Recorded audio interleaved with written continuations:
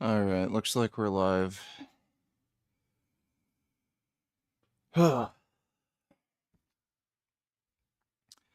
What up?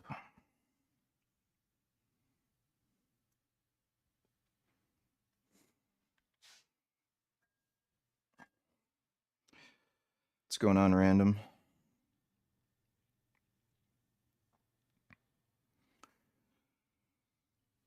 Dude, you have no fucking idea. Gummy would not let me fucking sleep. He would not let me sleep all night, all day. Kept fucking bothering me. I finally was able to get some sleep a few hours ago.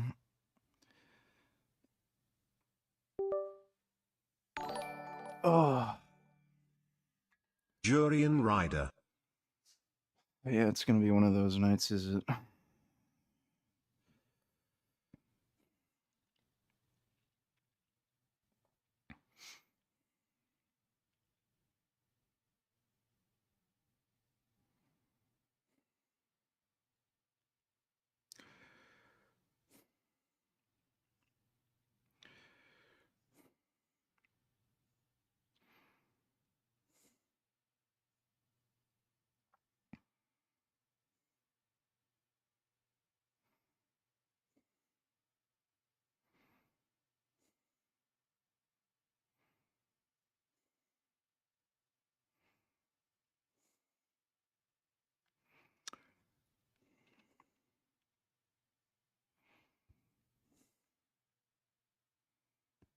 Oh.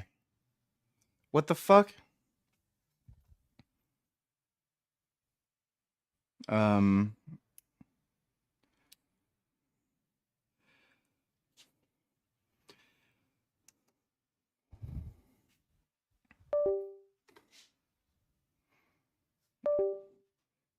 I have no idea what the fuck that was.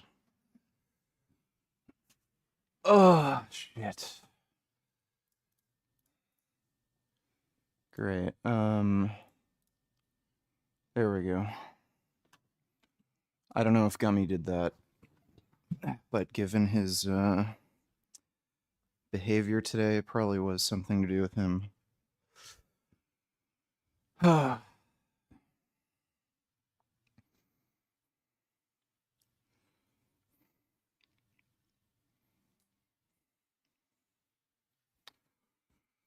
How can I destroy an anti-vegan who claims eating only plant-based is harmful to dental health? Bite him. If you bite him good, obviously your teeth work.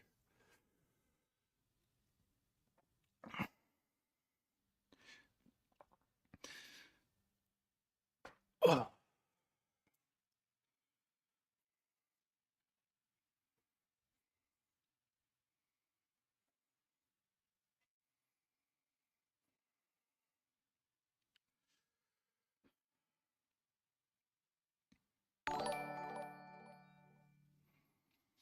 Are we doing actual sets today or just baby sets where you just do like literally 2 or 3 reps and stop and then have the nerve to say and rotate trains like shit? Lol, honestly, are you that weak that only 2 or 3 reps is training to failure for you? Curious. I don't know what the hell you're talking about. Thanks for the donation, dude.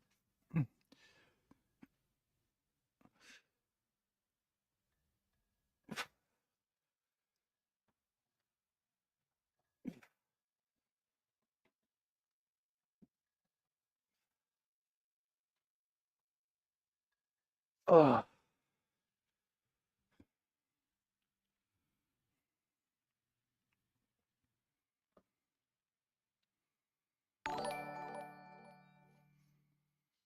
Hey Richard, Dr. Taban here.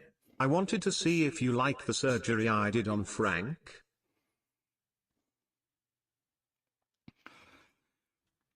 Yeah, it's just fine.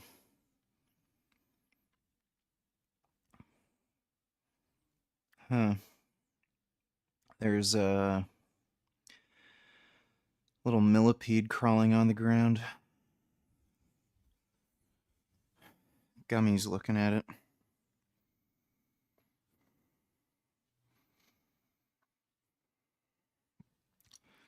I did a leg workout a few days ago, stupid. Maybe check the uploads on my channel, dumb fuck. I don't train legs every fucking day.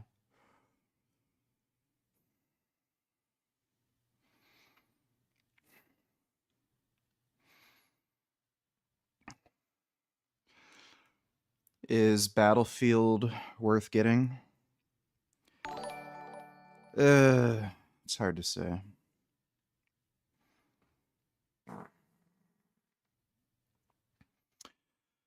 CDG Donatello's low, you just did 5 reps and this is your first set. You know exactly what I'm doing about. I'm serious.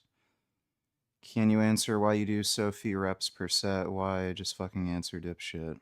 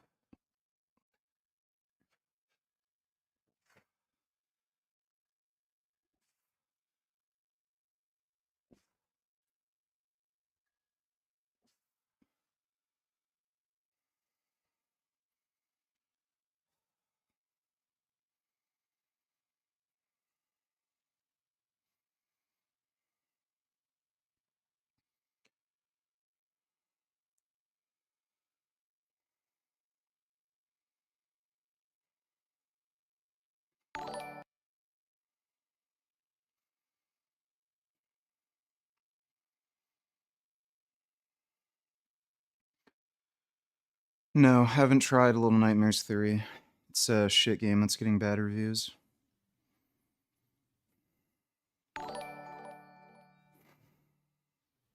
Late night back and biceps training VG, so no reacting to stuff tonight. Probably not, Dodo.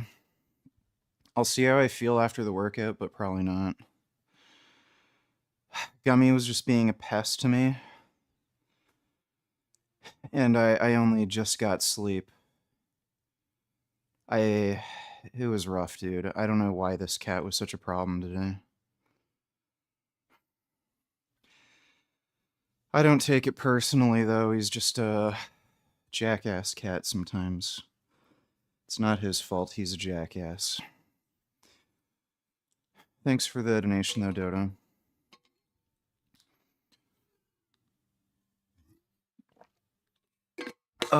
Congratulations, you're banned.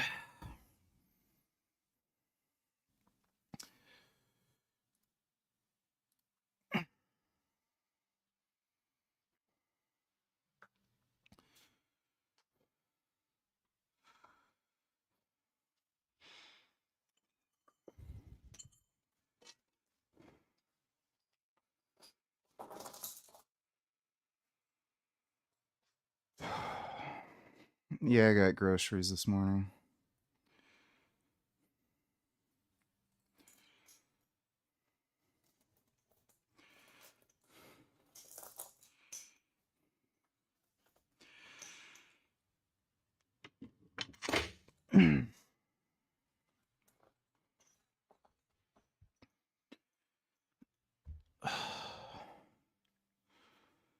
How do you take steroids? Very carefully.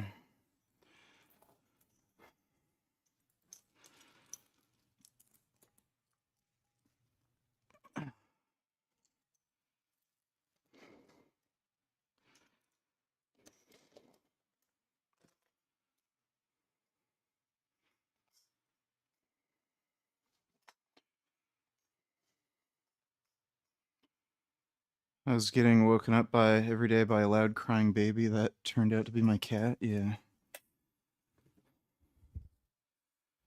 I know the feeling. Ugh.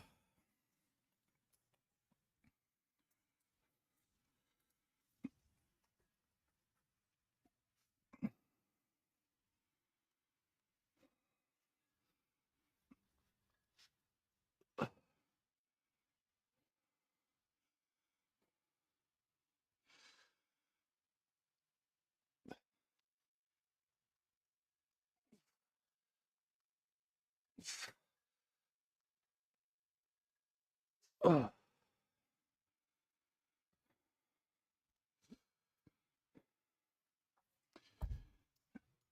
Oh.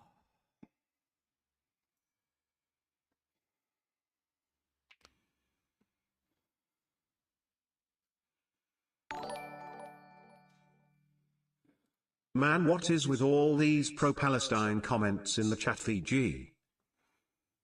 Are there a lot of them?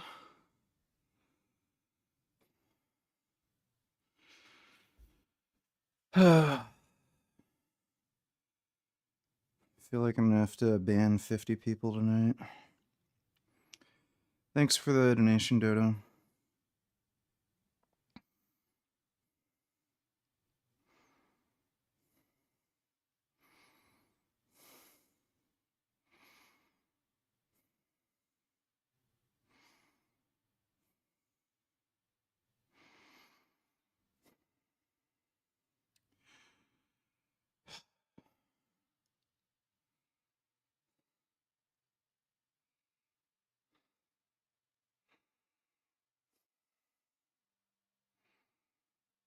How much worse are neutral grip pull-ups for upper back gains? They're not any worse.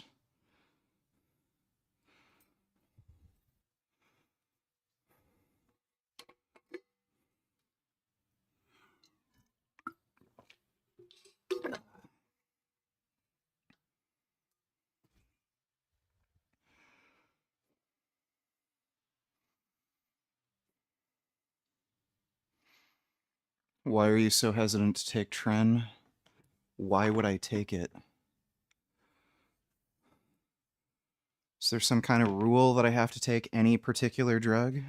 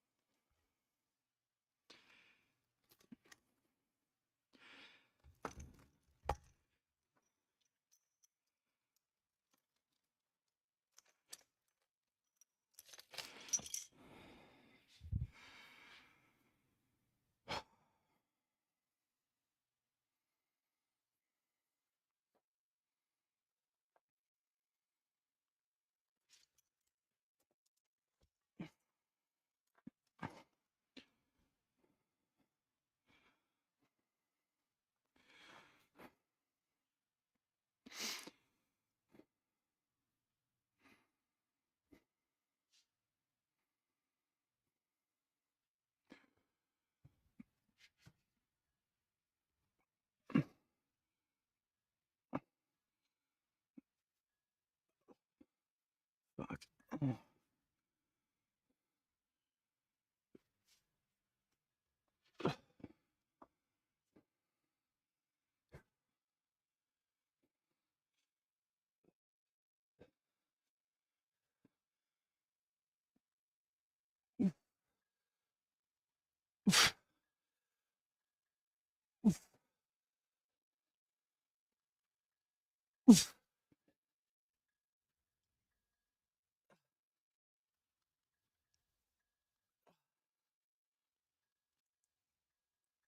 Oh.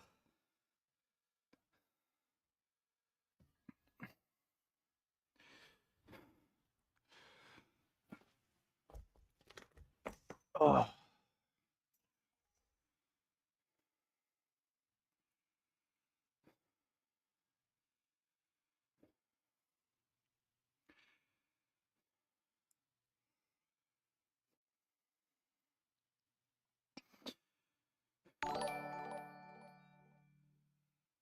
Richard, Frank Tofano here.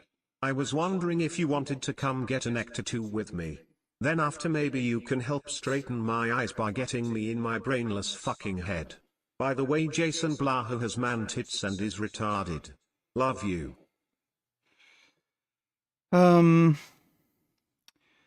Yeah, I guess I could help with that. Thanks for the donation, Blaha's tits.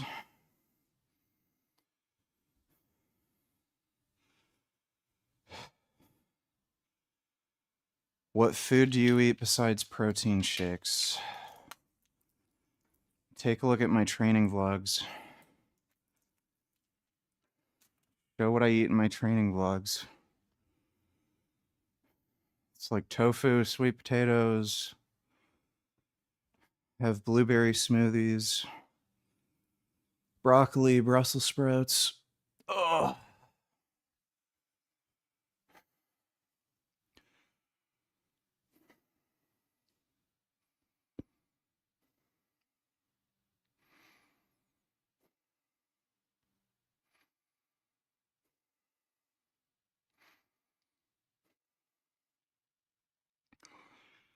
I gotta get a new space heater.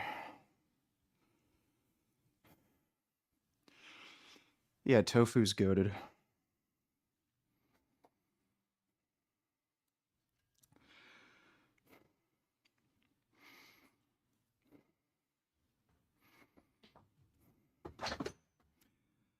Oh, great. Cat's getting the zoomies.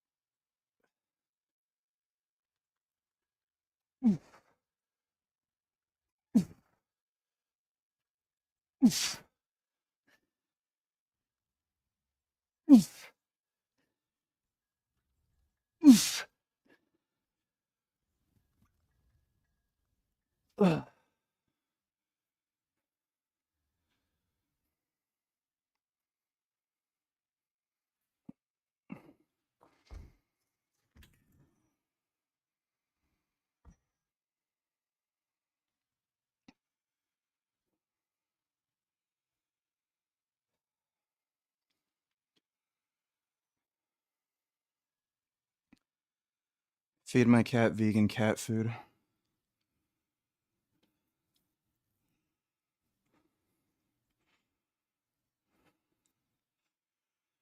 I've never had overnight oats. No, I've never had the fava bean tofu.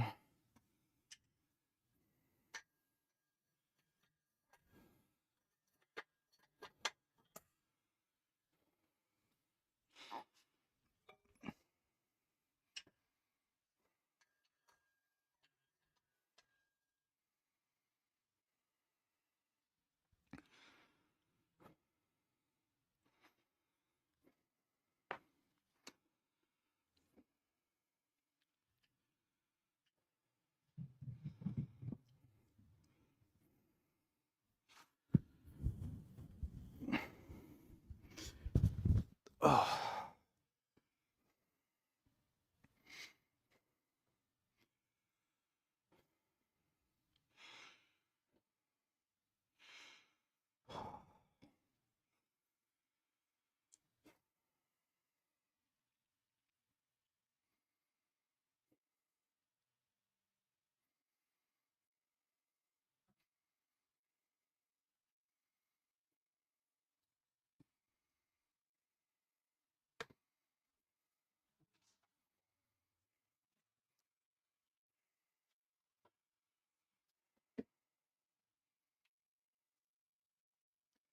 Okay, you're going upstairs. Yeah, no. You're going upstairs.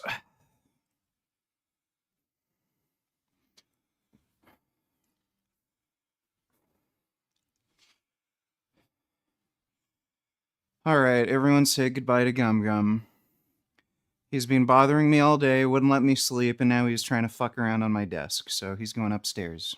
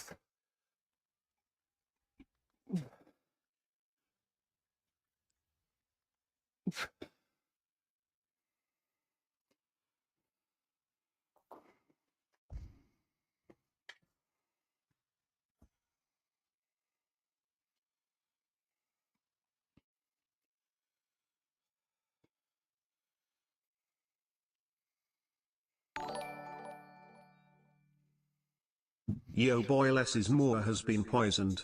Went to doctor for food poisoning. They just sent me home with 4 medicines for diarrhea, vomiting and whatnot. Fuck US healthcare. If I wasn't in pain I'd join the Durkas. Farewell VG, next stop, the Dark Void. Well, hopefully it's not that serious. Thanks for the donation, though, less is more. Hope you get better soon.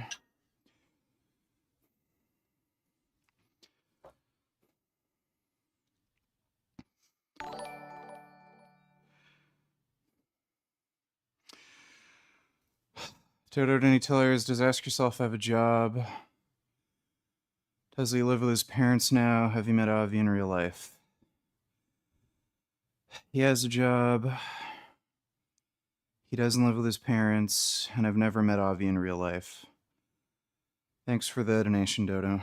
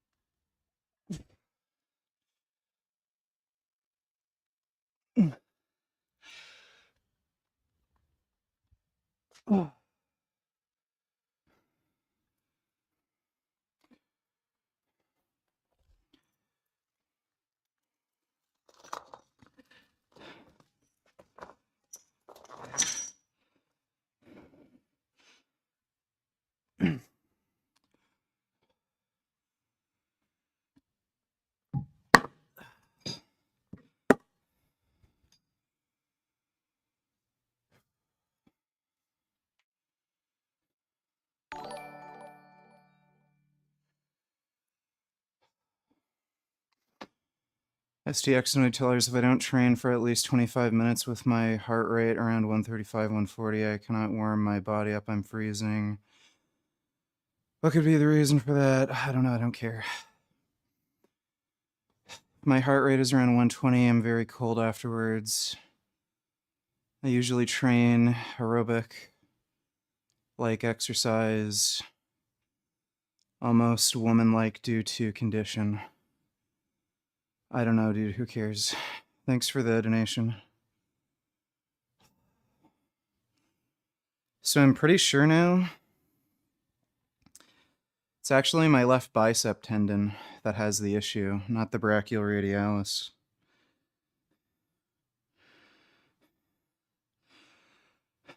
Pretty sure it's just the left bicep. So try doing chin-ups.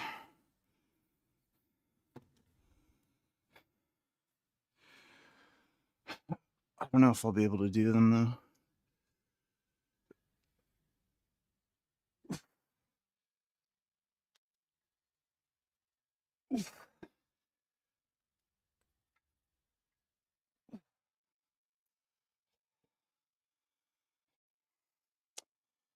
Yeah.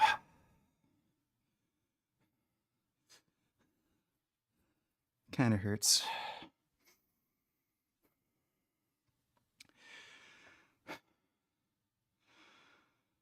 Are dumbbell laterals actually worth doing?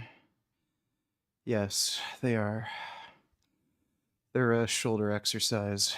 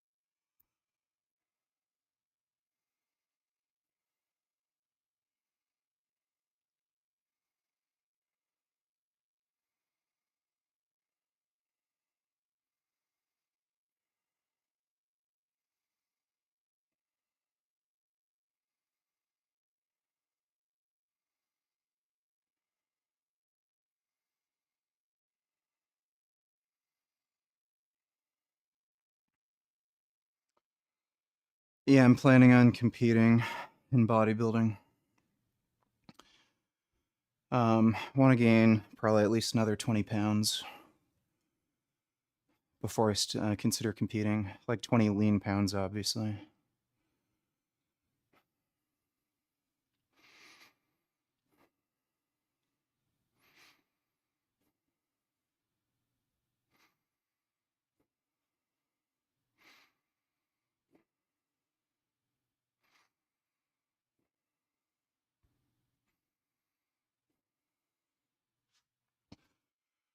Oh.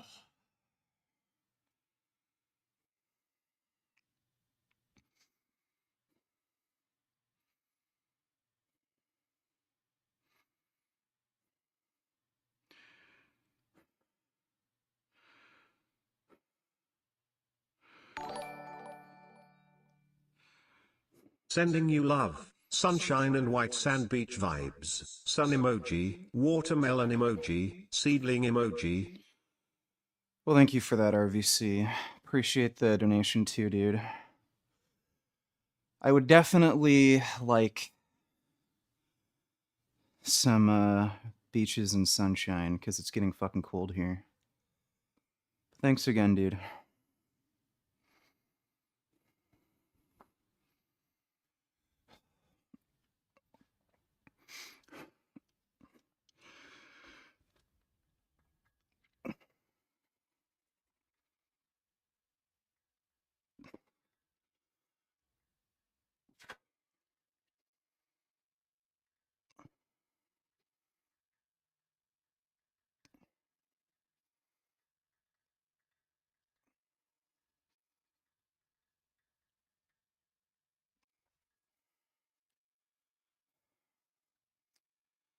That's, those isometric holds are just to help the tendon in my left arm.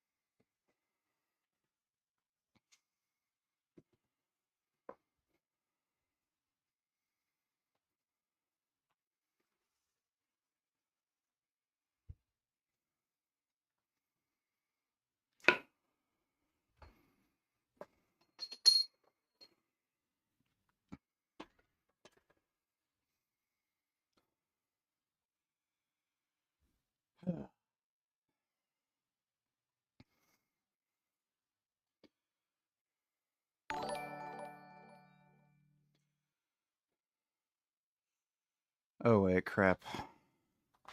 I'm getting ahead of myself.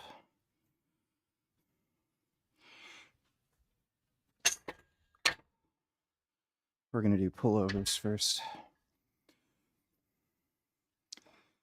Dodo donate $2. Oh my god, I hate YouTube autoplay so much. Why the fuck did autoplay a birth C-section video? That's absolutely disgusting.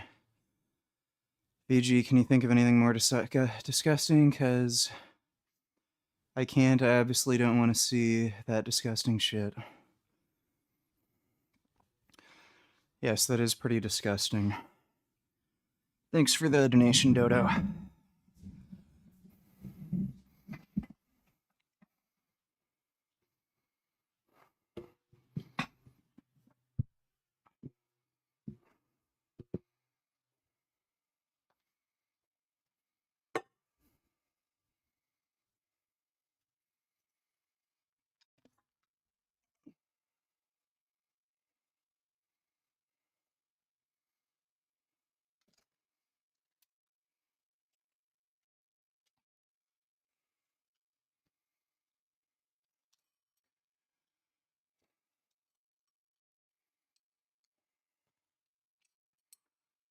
Can we donate to get you drywall? I don't know if you can drywall the basement, because the plastic is like a vapor barrier or something to prevent moisture. So, like, I'm renting this house, so I don't know if they want to do that or can.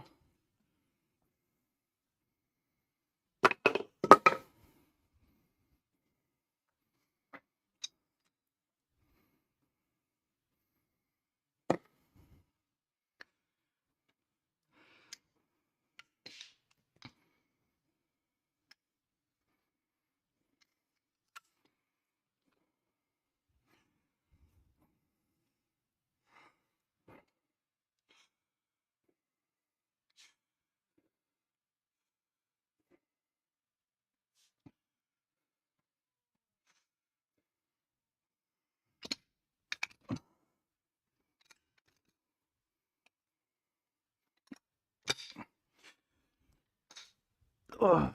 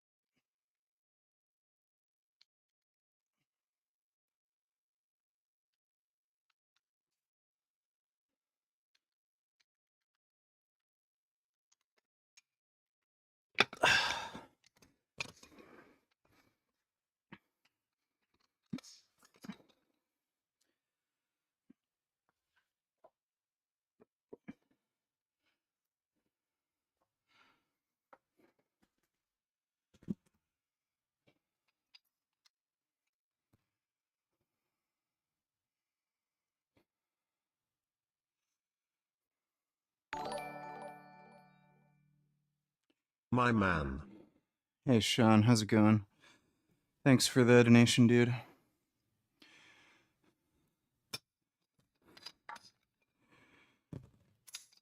I mean, I've gotten along with Canute. It's not like we're at each other's throats.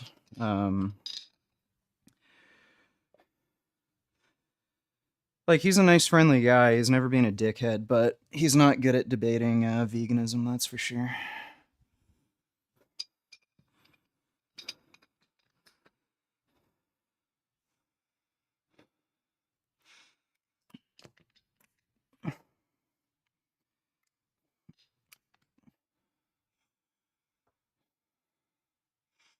Yes, I am on steroids.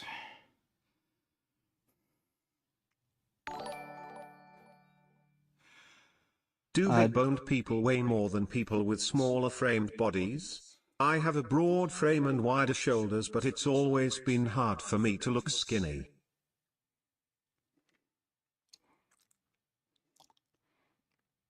I guess.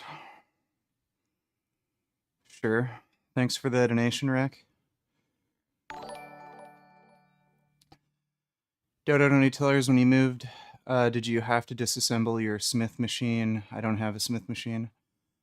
Or anything else? And did the company have trouble lifting your stuff? Well, I had to disassemble my lifting rack. I also had to take apart my desk. You know, there's some furniture here and there. And no, the moving company didn't have a problem moving anything. Thanks for the donation, Dodo. Sun with face emoji, cherry blossom emoji, star emoji, watermelon emoji, seedling emoji. Thanks for the donation, RVC. Appreciate that. Why not just put a 20% down payment on a house? Because that would be like $100,000. And the mortgage payments would be retarded and they'd go up.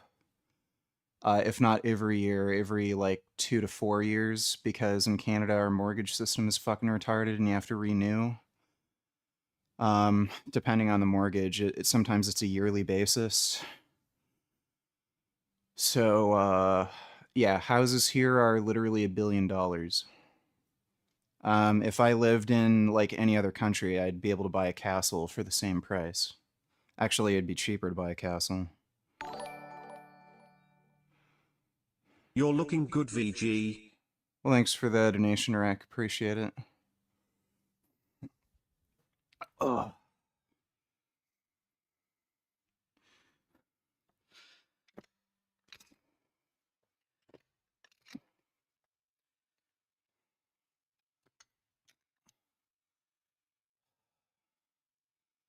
This fucking music I'm listening to is fucking gay.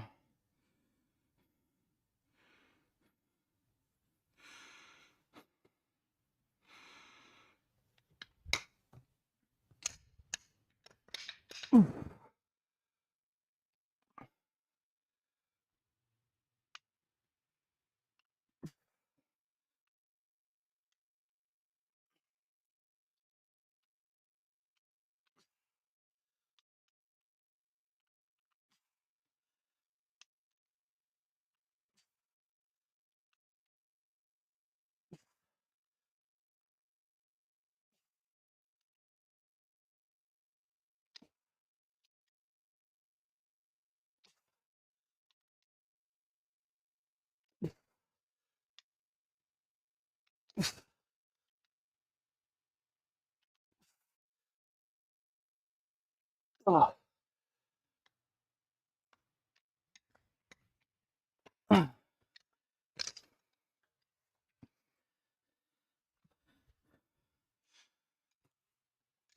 Oh.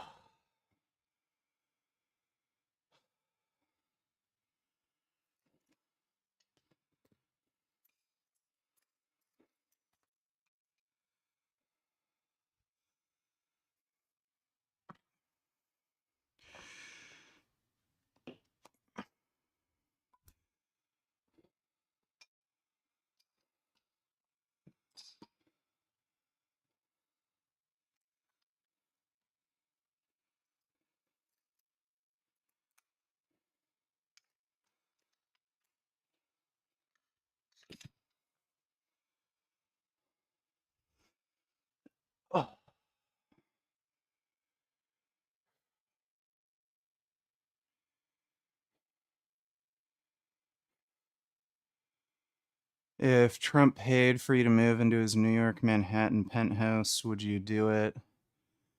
Catches, you have to shake his hand to get the key upon arrival.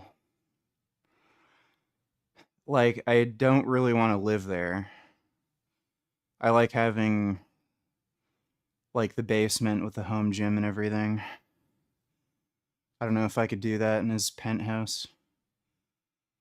Does he even still have that? Like, I guess he might. He's not broke anymore from all the scams he did.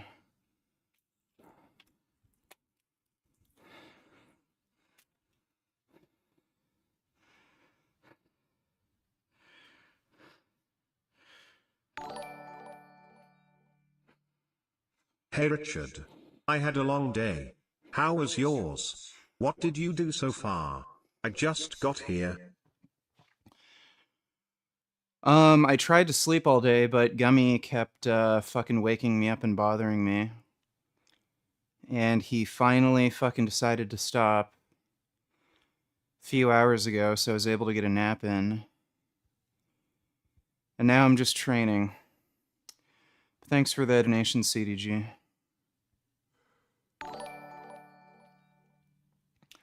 Your arms look insane. Well, thank you, Yoshi. Appreciate the compliment and the donation.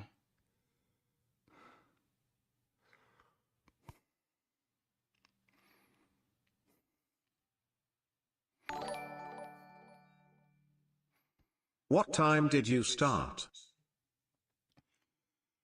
I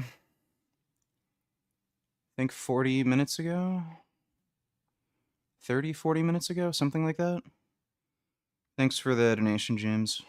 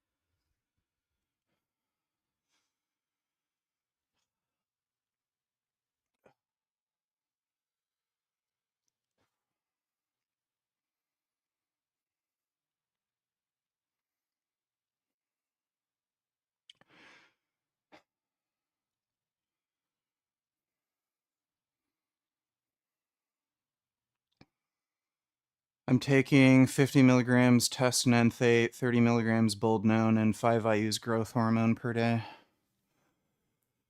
That's what I'm currently taking. No, I'm not afraid of getting an infection from injecting, because I'm not a fucking retard.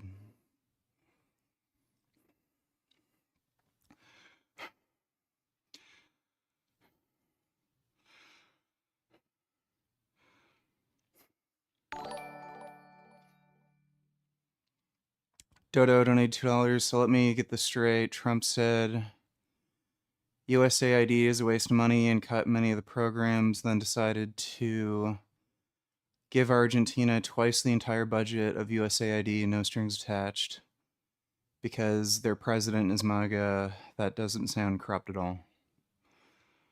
Yeah, pretty much. I mean, you know, few more years of this retardation. Thanks for the donation, Dodo. Am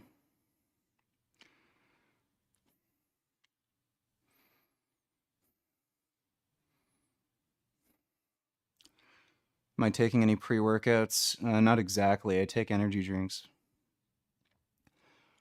What's your weight right now? I'm hovering between 220 and 222. So I weighed myself this morning. I think I was 221.4.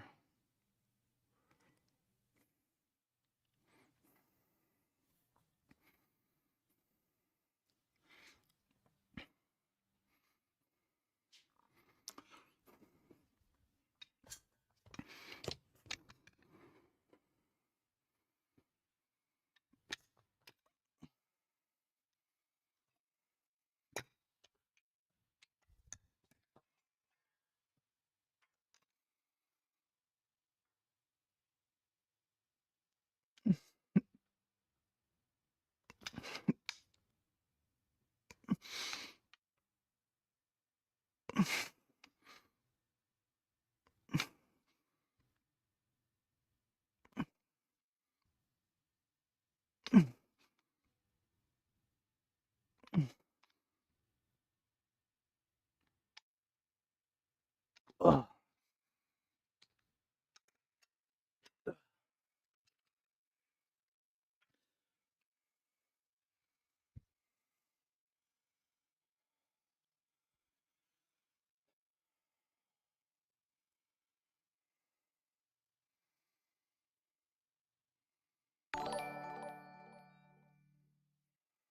Your skin has been looking worse since you've started taking steroids. The color is very unbalanced, pale at the top of your arms and nigger towards lower arms. You also have more bumps on your face and arms, bigger pores on your face, acne coming in.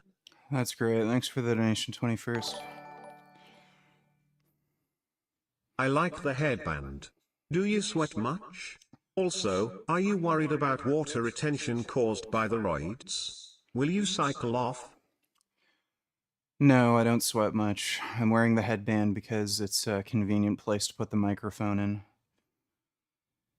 And no, I'm not worried about water retention on roids. And no, I don't know why it'd ever come off. Thanks for the donation, James.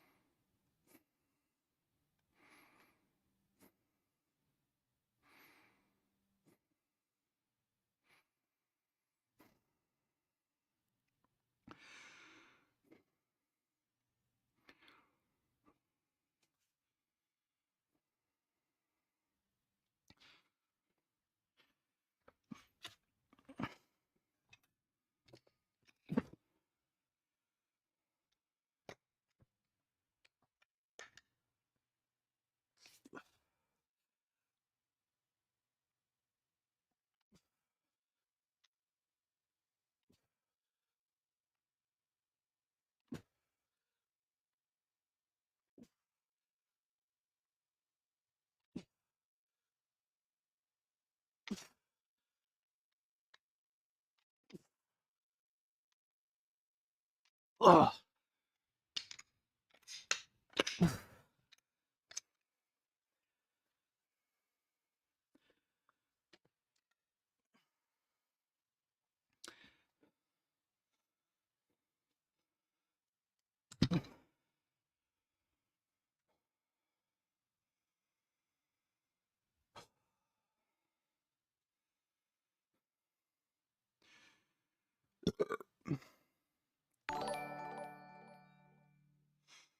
Hey, good to see you on my nigger.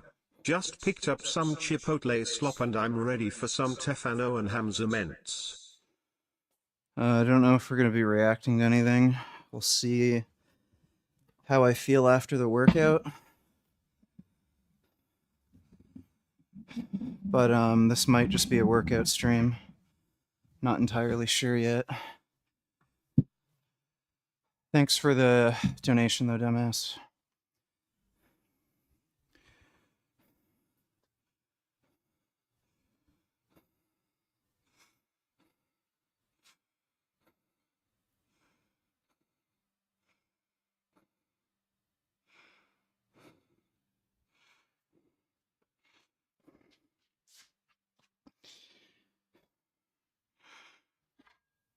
Oh.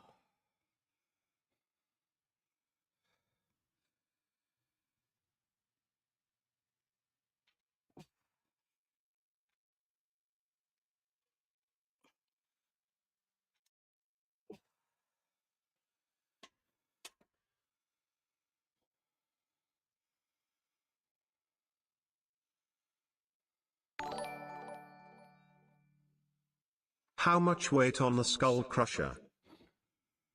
Those aren't skull crushers, those are dumbbell pullovers. And that was 61 pounds. Thanks for the donation, James.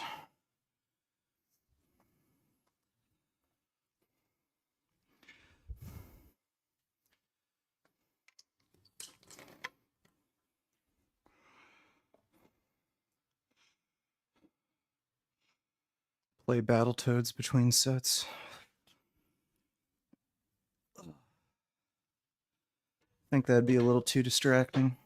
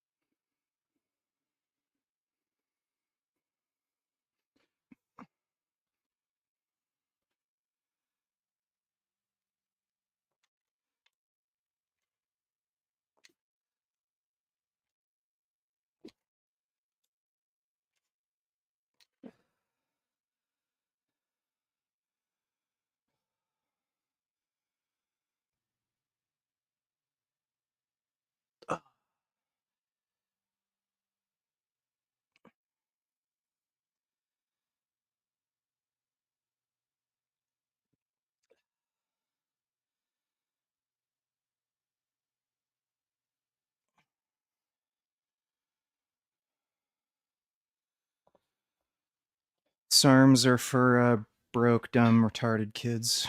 Don't take SARMs. They're fucking stupid.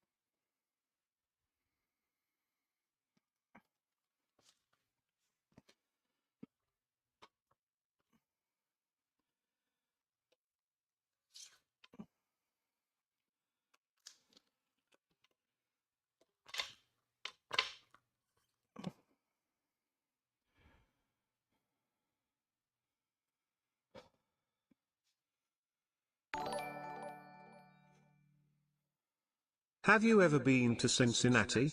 If you come, we could meet up. Dancer emoji, smiley face emoji, steam locomotive emoji, musical notes emoji, cool face emoji.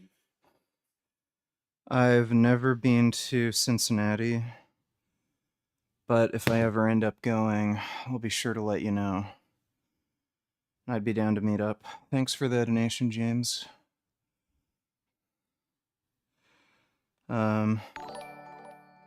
Sir William Clutchmeyer donated $2. Hey Dodo, the mystical being who never comments in chat, what do you do for a living? Oh, holy Dodo, I've donated over $100.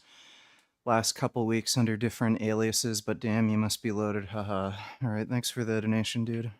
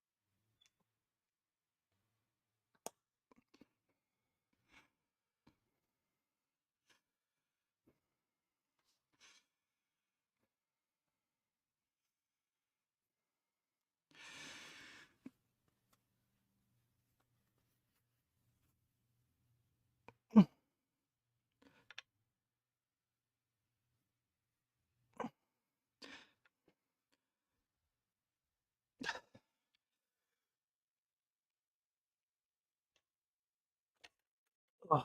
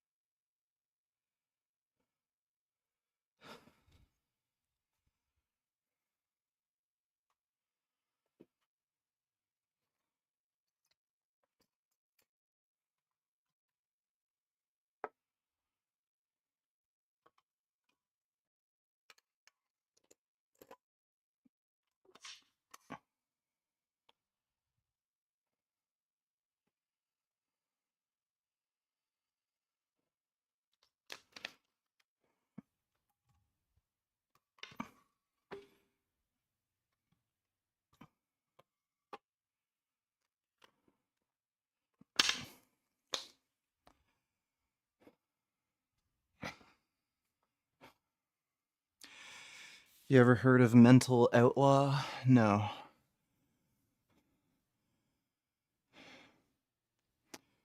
He's like the vegan gains of Linux. Never heard of the guy.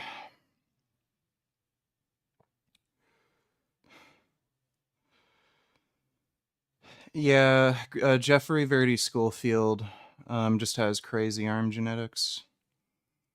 I think mine are actually bigger than his now. If I remember correctly, he said his are 18. Last I measured mine, they're 18 and 3/4. But he's shorter than me. How's the tendon feeling? For the rows, it's feeling fine. When we do biceps, we're probably gonna go really, really light. But yeah, I'm pretty sure it's not the brachioradialis now. I'm pretty sure it's just the left bicep tendon. Because I've been doing hammer curls, and I actually have less pain when doing the hammers. Well, they're 19 with a pump, I think. But yeah, cold, they're 18 and 3/4. So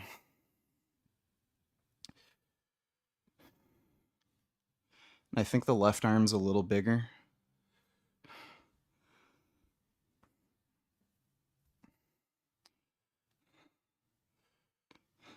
Your left was 19, your right was 18 and 3/4. Oh yeah, right. Yeah, cold, my left is 19, my right's 18 and 3/4. Yeah, the plan is to compete in bodybuilding. I want to do classic physique. There's a couple reasons for that. One, I don't want to have to get up to 300-pound stage weight. Just the amount of drugs and food and everything you have to do to be competitive in open bodybuilding is stupid. And the judging for open bodybuilding is just fucking retarded at this point. Just makes no sense. And classic is more popular anyway, so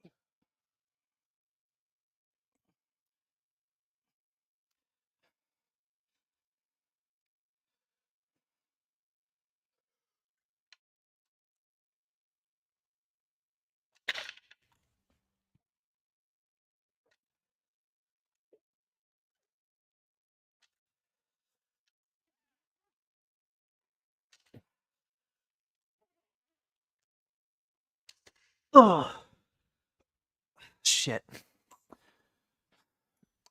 Oh, I'm getting like some gas or food coming up. Oh, I hate that feeling. That was a good set, though.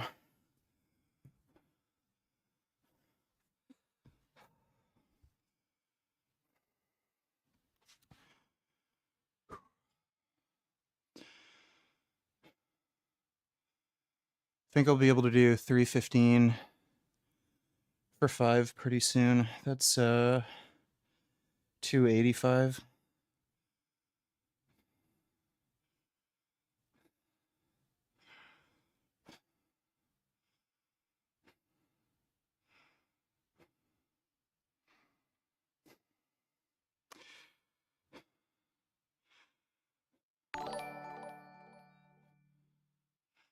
May I have your attention please? Will the real Slim Worm please stand up? I'm as hungry as a worm, I am hungry as a worm. Alas, I am not a worm, but I'm just as hungry as one. The early worm gets the worm. This is another public service announcement. Peace. Do worms eat other worms? Thanks for the donation, Sir William. Did you just eat? No, I ate like 3 hours ago. Had rice and tofu and sweet potatoes. I think it's like gas or something in my stomach. But I can feel it like coming up with the weight belt.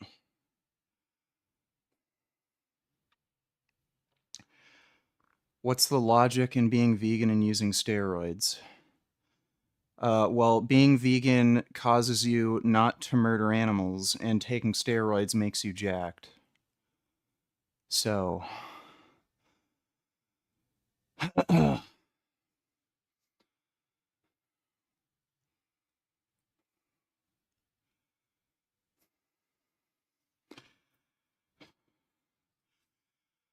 I don't really have anything carbonated to drink.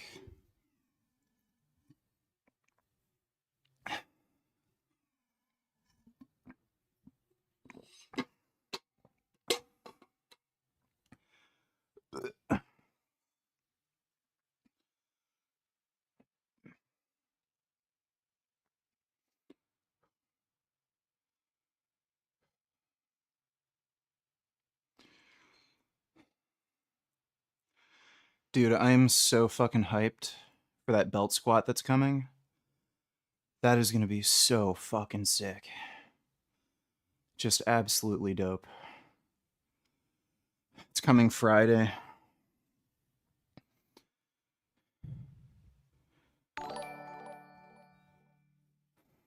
What time did you eat before working out? Have you considered going raw vegan? I think my last meal was either at 7 or 8.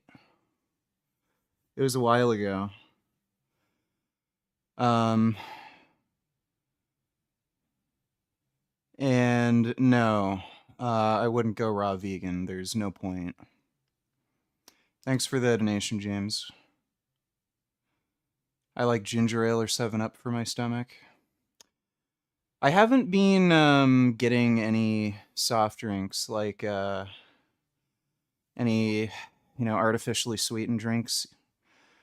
I just haven't been craving them, and I've just been drinking my water with electrolytes. Do muscles equal more women? Well, I'll say this, on Instagram, that's definitely the case.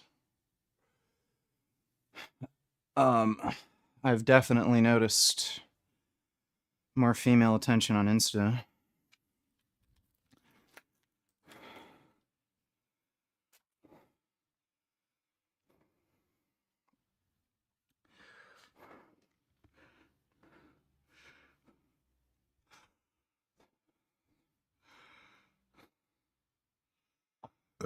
Ugh.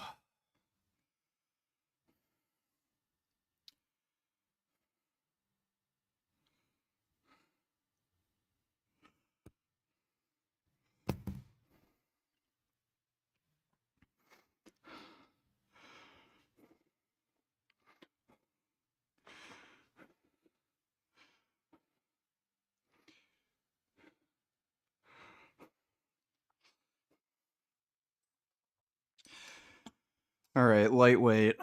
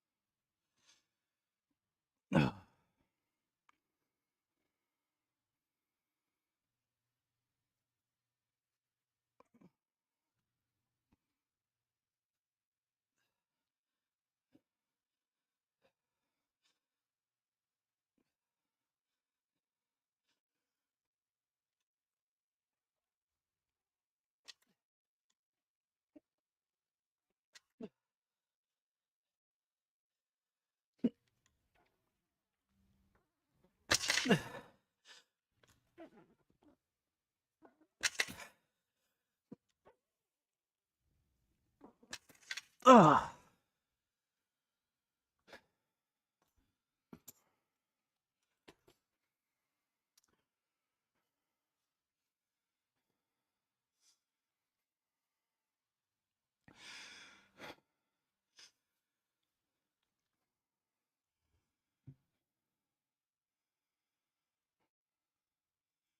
Is 285.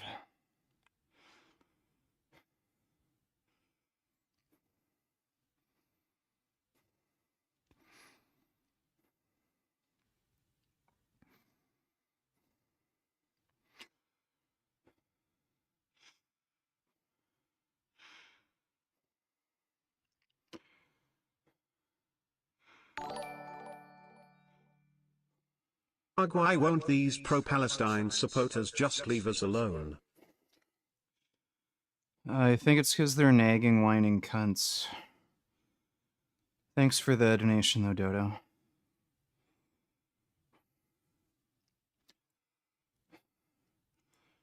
What phone do I have? It's a Samsung, I think S20 FE.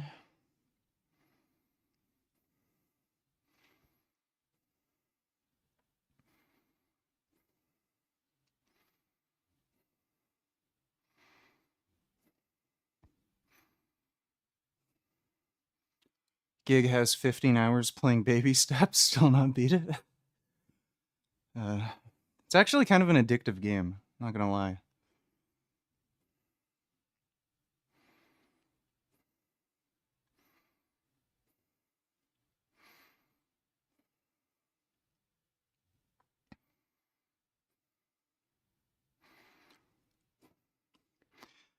Can you stream when you assemble the belt squat? Yeah, I'm planning to.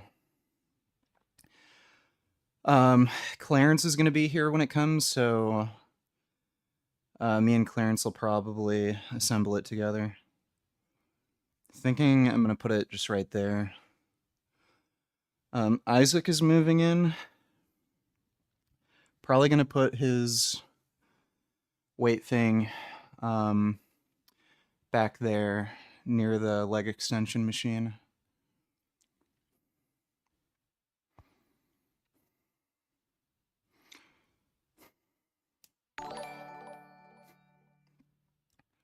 How much weight on the bar? How do your arms feel? That is 285 on the bar. And my arms are feeling fine. Probably gonna have to go light when we do bicep curls, but like very light. But arms are feeling fine right now. Thanks for the donation, James.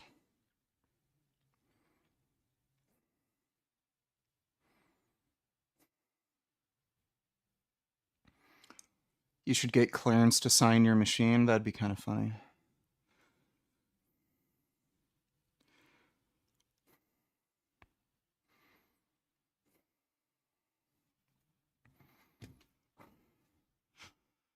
Ugh.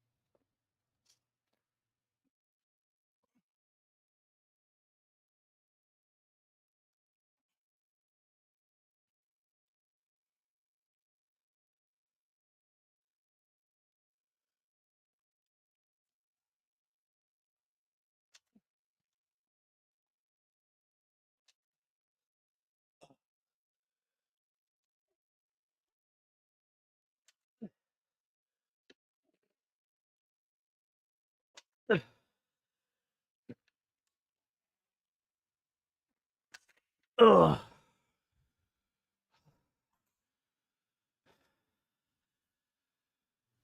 That's kind of hard to do with the stomach.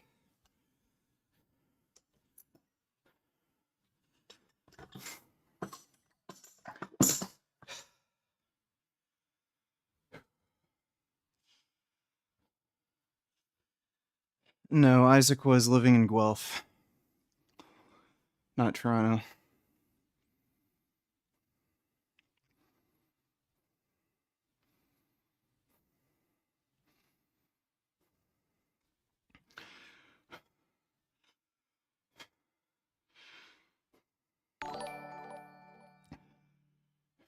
When do your new housemates arrive? Are you ready to give up the solitude? Well, Isaac's the only one moving in with me. Clarence is just visiting. But Isaac's moving in at the end of the month. And, yeah, I mean, I'd prefer to live alone, but it is what it is. Thanks for the donation, James.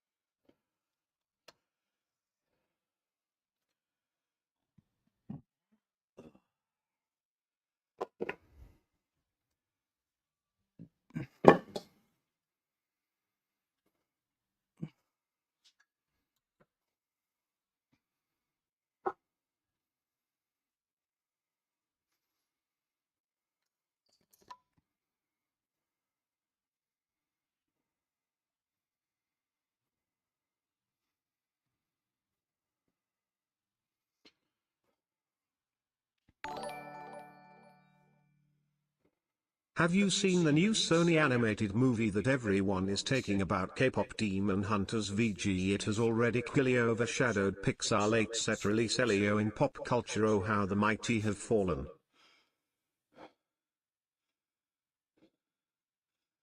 K-pop Demon Hunters? The fuck even is that? I haven't heard of it. Well, Hollywood's just trash right now. Like absolute fucking garbage. There's way too many women working in Hollywood. I don't even think it's so much of a like crazy left wing sort of thing. There's just too many women. Women suck at like fucking everything. Um, all the best movies, all the best books, best music. Like it's always made by men. Um, there's probably a variety of reasons for that, but women are kind of trash at communicating, and they just have a lot of stupid, silly ideas. So yeah, when you have a bunch of women that are kind of directors or producers and they're just gonna make slop. Like I mean, look at 50 Shades of Grey. That was written by a woman. It's like it's just all stupid nonsense.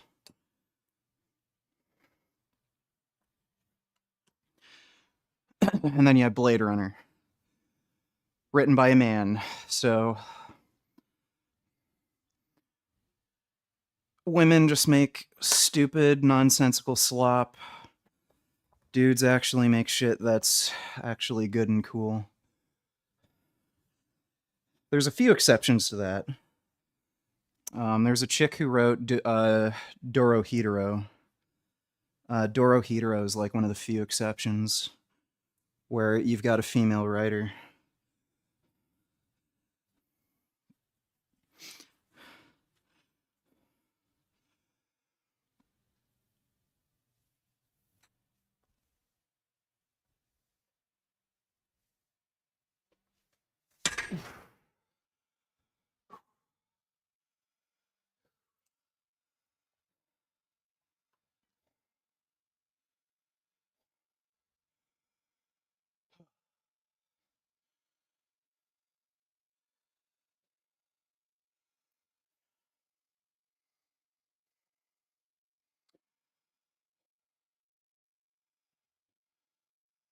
Just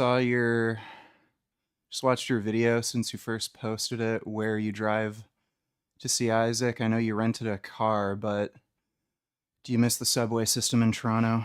No. Like, I ended up getting a motorcycle so that I wouldn't have to deal with the subway. It was only in the winter when it was like really snowy and fucked up that I'd ever take the subway, but Toronto's pretty good with street cleaning or clearing. So even in the winter, I'd still ride my motorcycle.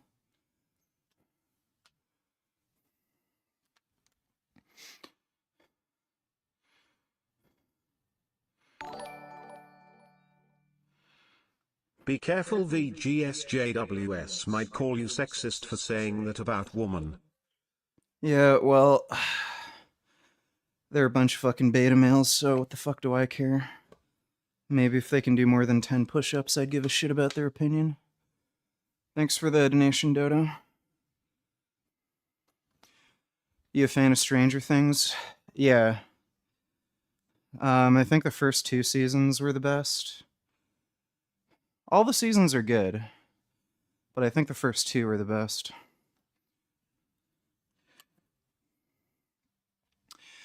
Why do people say Toronto's a dirty city? I have no idea. It's not dirty, it's just old.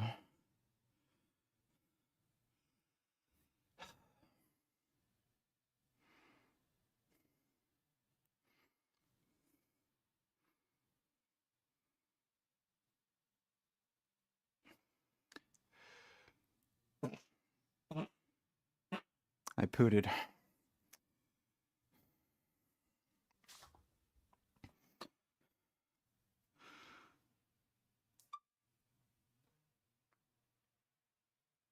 Ugh.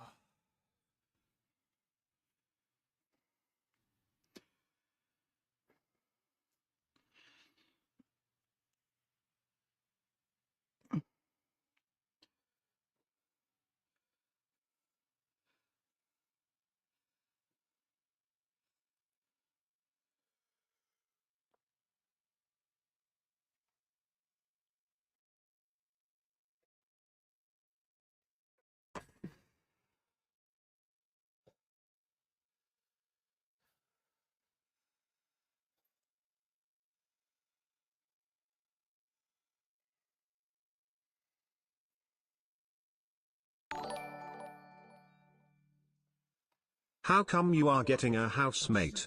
Has the rent been raised? How are your motorbikes and car? I don't have a car. The motorcycles are fine. I actually got to change the tire on the Ural. But,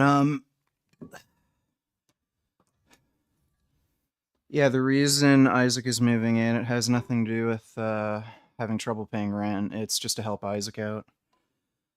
I don't know if Isaac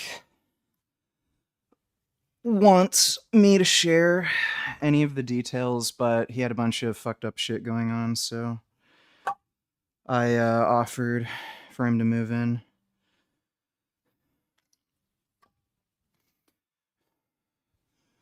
Thanks for the donation, James.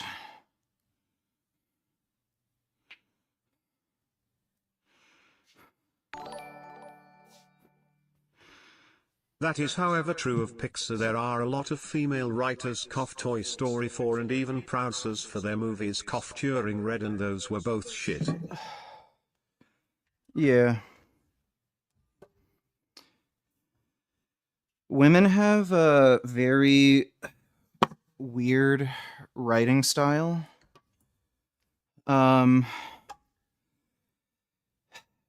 Like, you'll see this in real life. Women expect you to kind of read their mind. Where it's like, they'll never actually communicate anything, at least not effectively. And then you'll do or say something, and then they're like, why would you do that or say that? And it's like, well, you never told me you had a problem with it. Isn't it obvious? Like, And they write in a similar way, where they'll want you to feel a certain way about a character or think about certain plot points a certain way, but they'll never communicate it. And then it's just like, well, you're supposed to like the character. Oh, well, they're supposed to like be in love with each other. But they won't ever actually flesh it out in the story and actually have it be communicated. So everything just comes off as like super weird and awkward and stupid. But yeah, it's just how women are and how they write.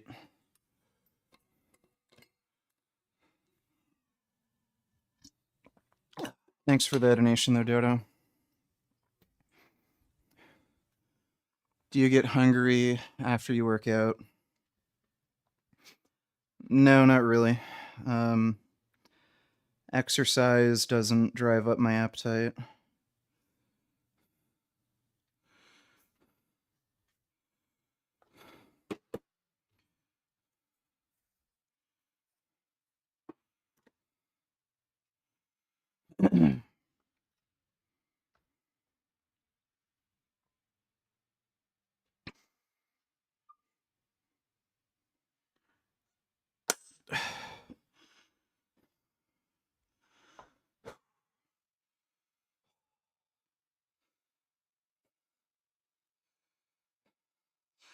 So this is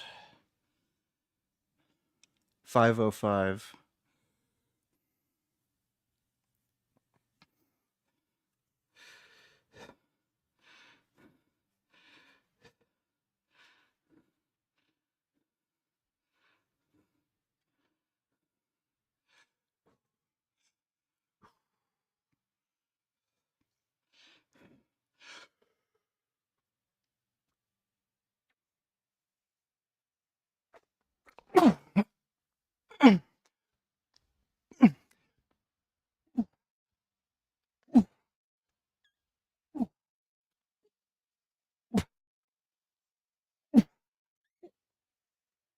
Oh,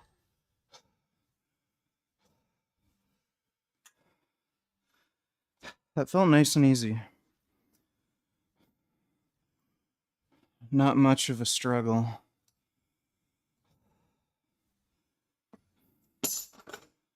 So that's another all-time PR for the shrugs. Oh.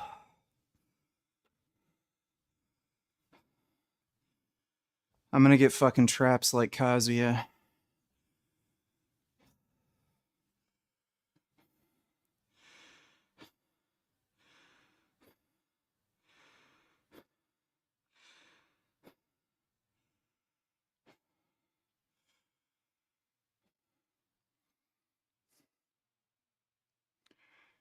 Richard, remember when you said gay guys have the best physiques? Well, have you seen yourself?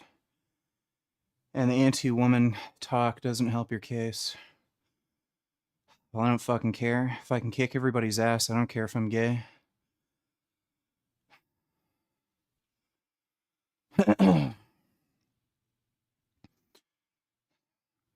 What brand of bar is that? It's Chinesium, kind of. It's sold by a Canadian company called Iron Lights, but they get all their stuff from China. It's a good bar, though. I think it's rated to 1,100 pounds.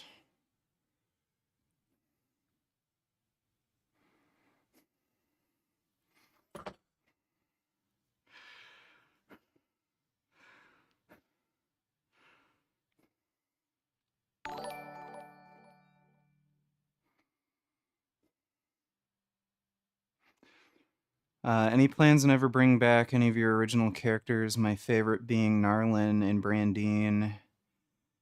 And forgot what the son's name was, Keegan. I get why you might have retired Mr. Stevenson, though he's still in your YouTube page. Header, haha, even Billy. I'm going to eventually do skits again. I've already worked out the idea for the Turkesterone worst of the fitness industry. It's going to involve Greg becoming a billionaire or the world's first trillionaire from selling Turkesterone, and then he goes on a spaceship with like kind of like Jeff Bezos wants to do. And then he goes to an alien planet, and the aliens offer him tea, and then he makes up some bullshit fucking story about how the tea will make you more jacked, and the aliens just drink it because like it tastes good. And then he wants to become like the world's first quadrillionaire. But thanks for the donation, Sir William.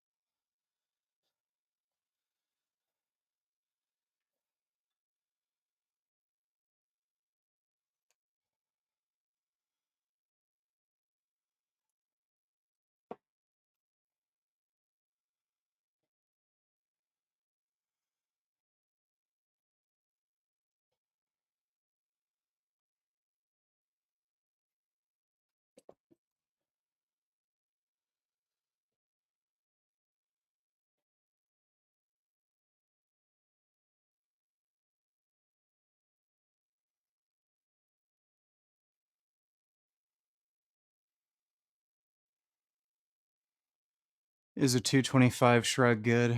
No, I wouldn't say so.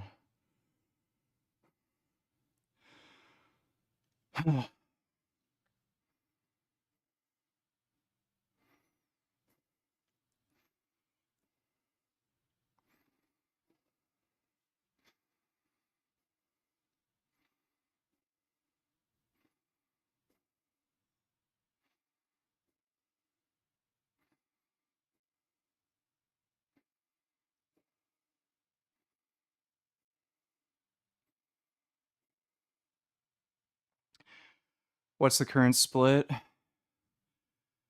Push pull legs. It's push pull legs rest, push pull legs rest. Sometimes I take 2 days rest if I really need it. But that's the basic split.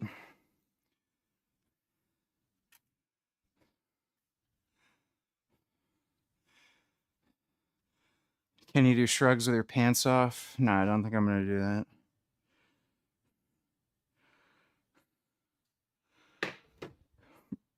Ugh.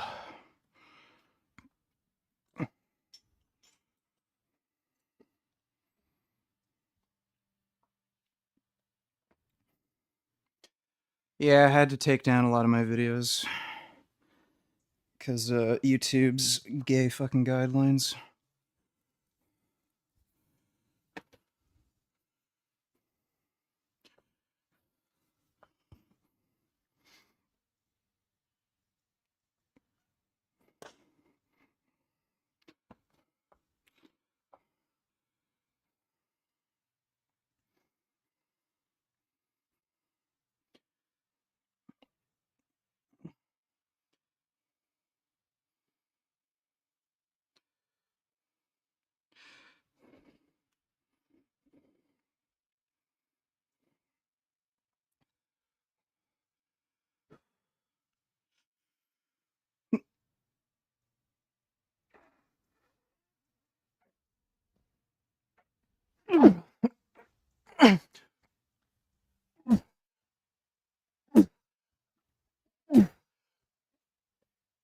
Ah.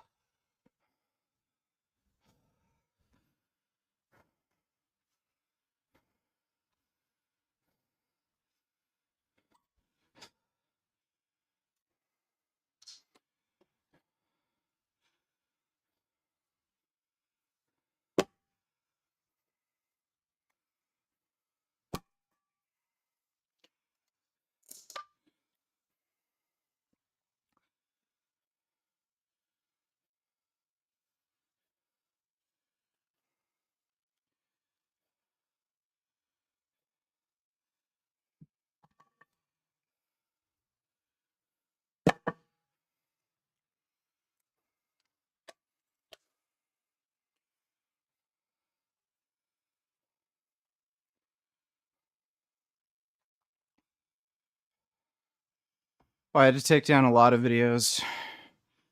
Like, it was in the hundreds. Ugh.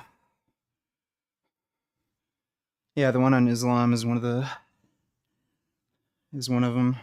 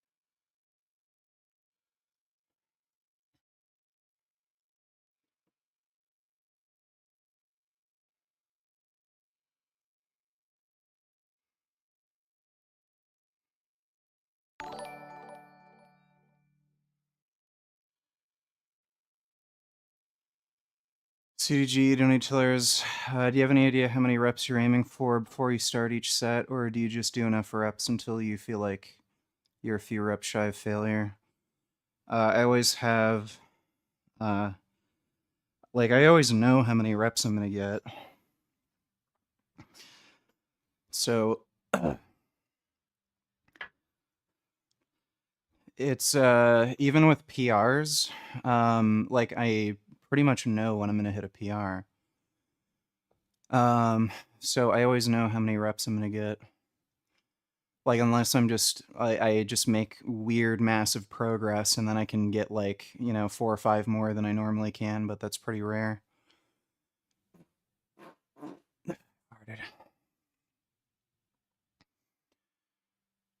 I just want to know why you do so few reps. Stop ignoring my questions, fucker. Sets of like 8 to 10 are kind of normal, dude.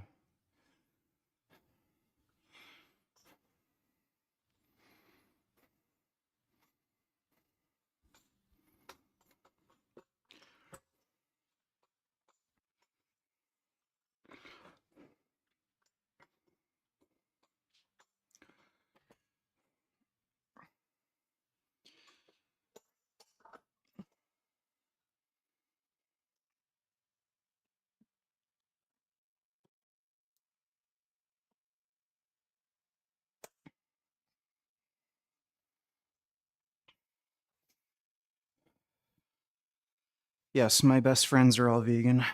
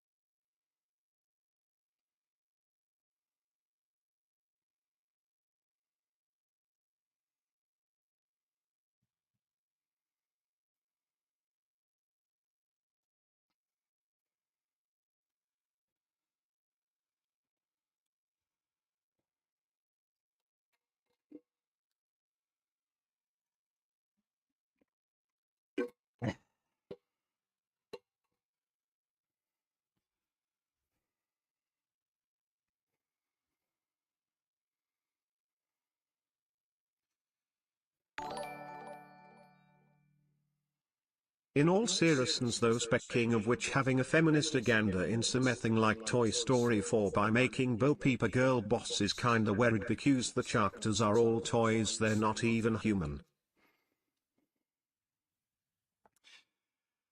Yeah, I guess that doesn't make any sense. Thanks for the donation, Dodo.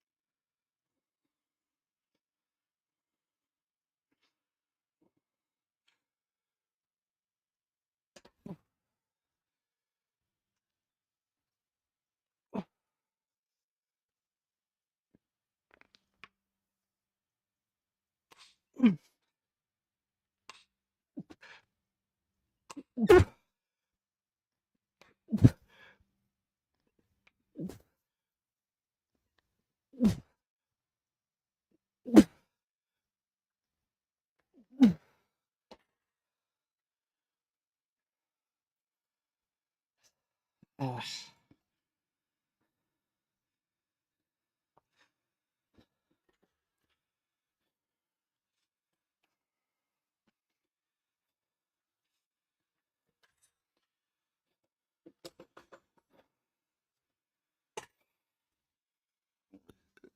Oh.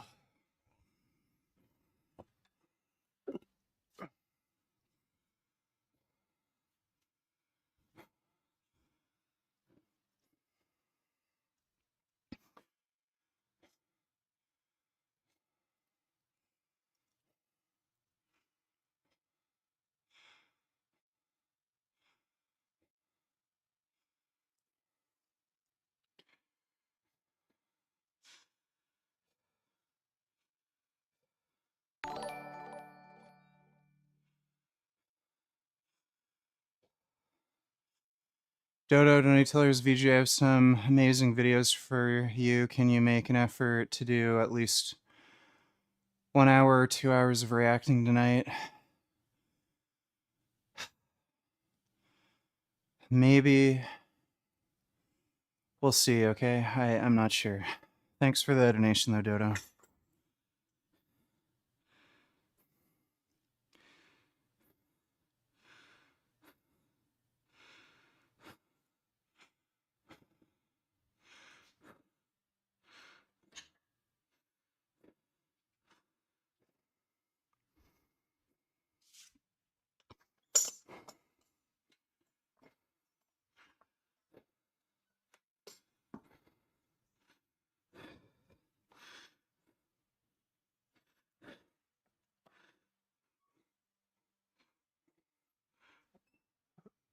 Oh.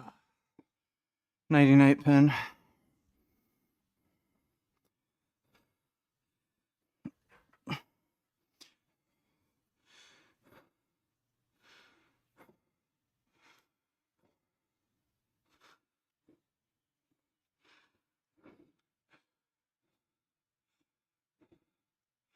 I'm doing push-pull legs, not push-pull.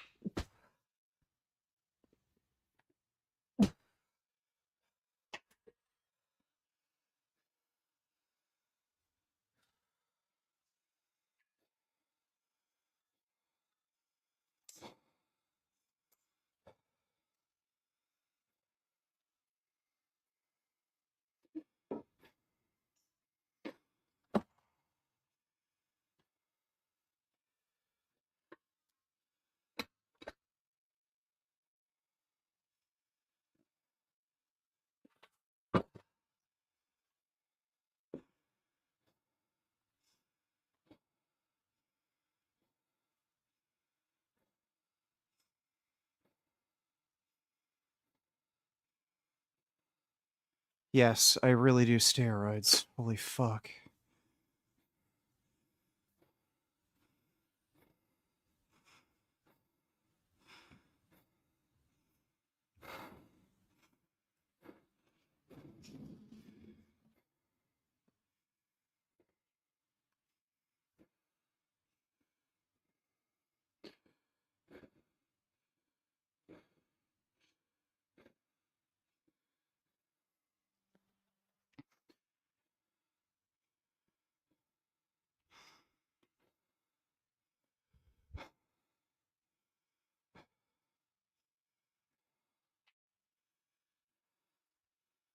Might do an arm measurement later. Is the thing drifting? Fuck.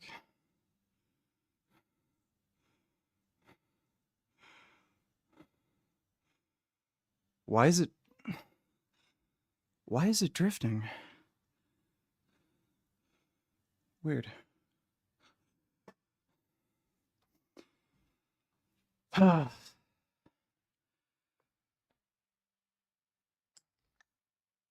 The camera I'm using is a ZV-E1.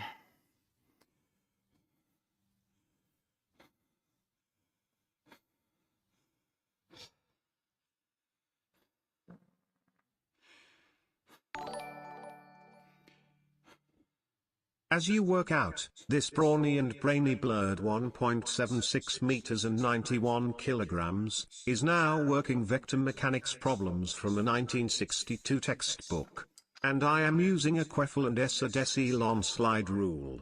Much was lost when the electronic calculator arrived. Alright, well, I don't know what any of that is, but have fun, James. Thanks for the donation, dude.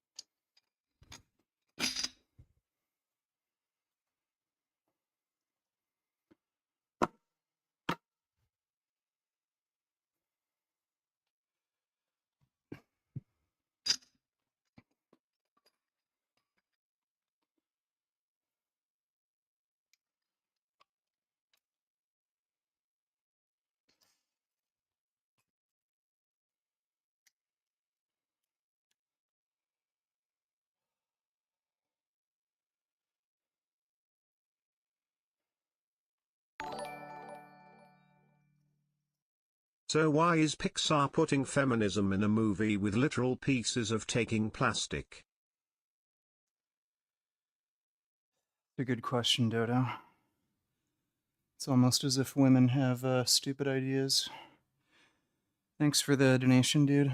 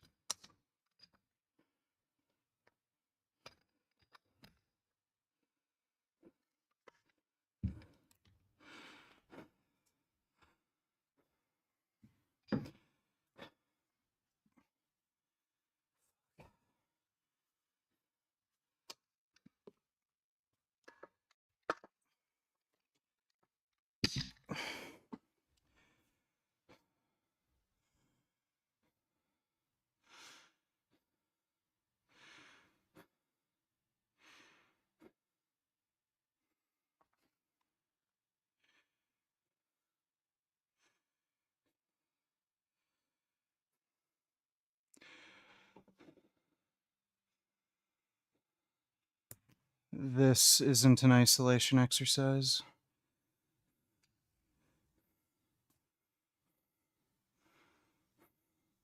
It's a dumbbell row. Dumbbell rows aren't an isolation exercise.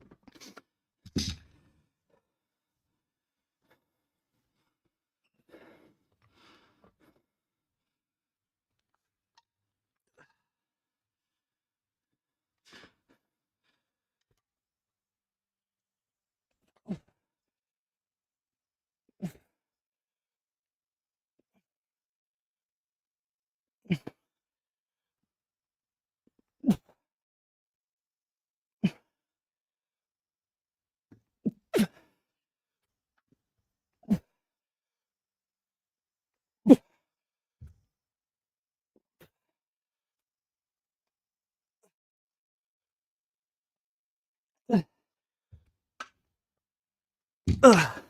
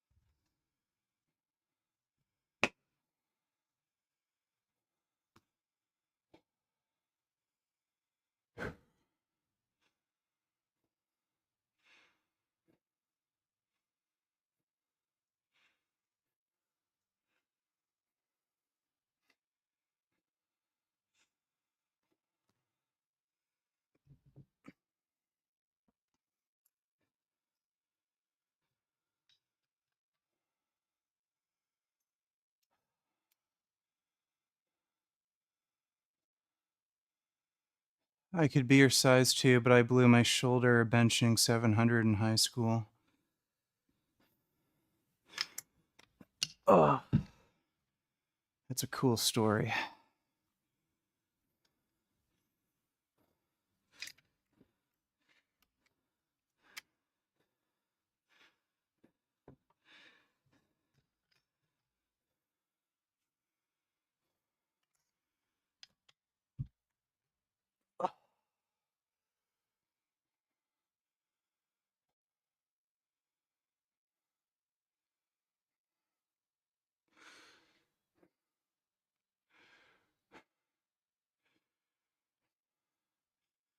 Why do I point my elbows out? It's because I'm trying to hit a different spot in my back.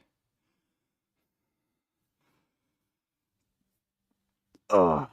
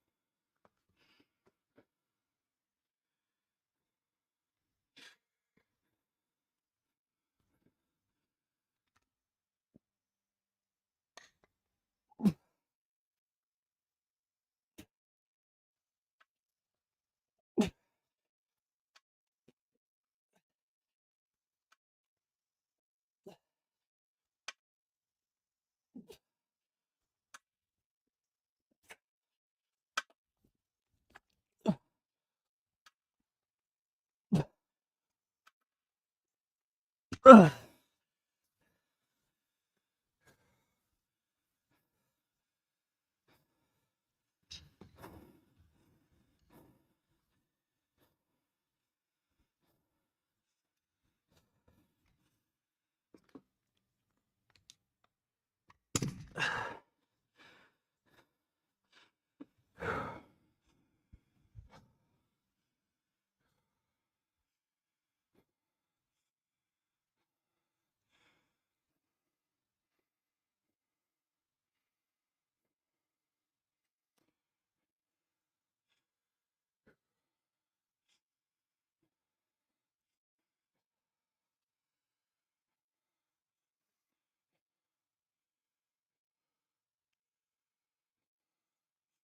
Yeah, I've seen the portal mode. Most of the game modes people are making are fucking trash.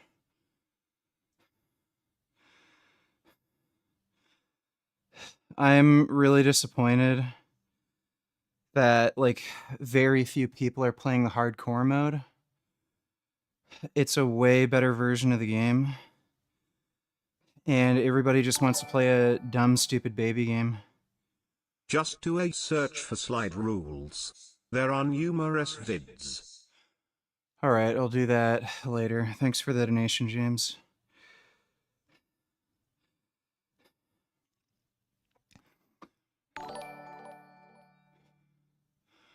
Pulse, how can a puny toy like Bo Peep be a girl boss anyway? They're small, fragile and can easily be broken. Yeah, that's true. I don't think anybody thought of that. Thanks for the donation, Dodo.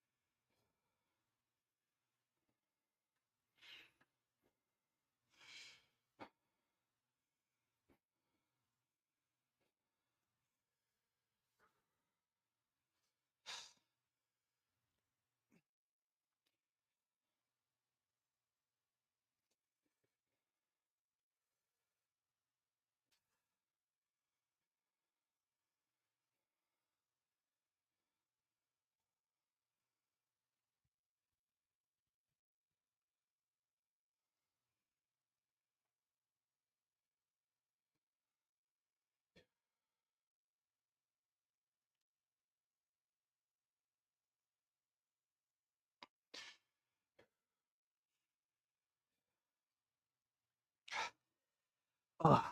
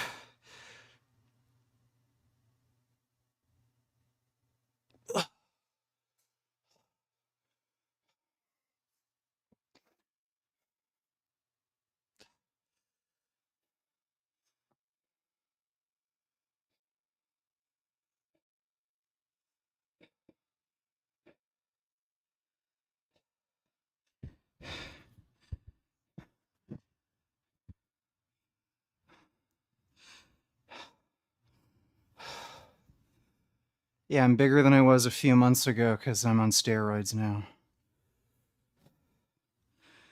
Steroids will do that.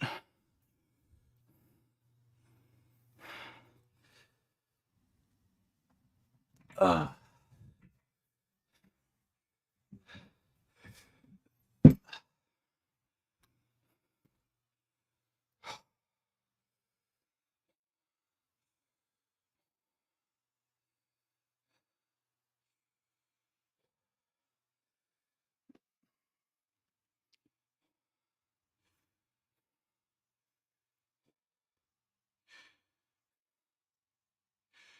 You know what's fucking retarded? They had blood oranges in my grocery store, and I was like, oh, sweet, blood oranges. Haven't had those in a while. All rotten. Fucking sucks.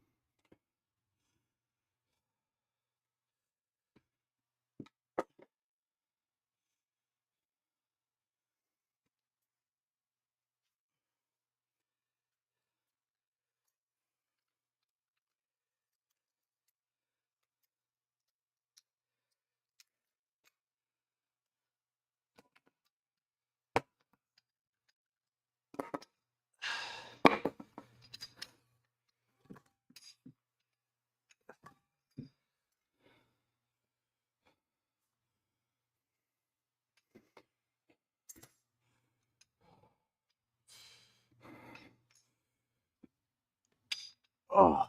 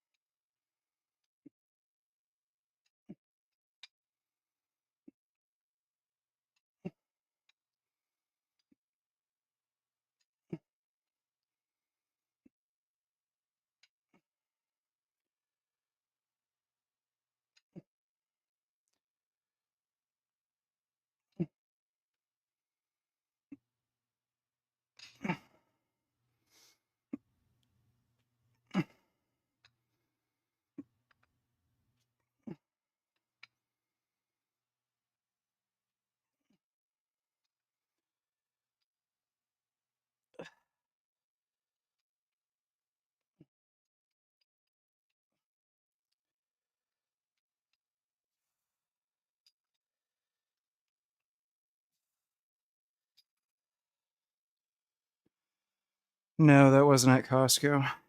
I don't shop at Costco.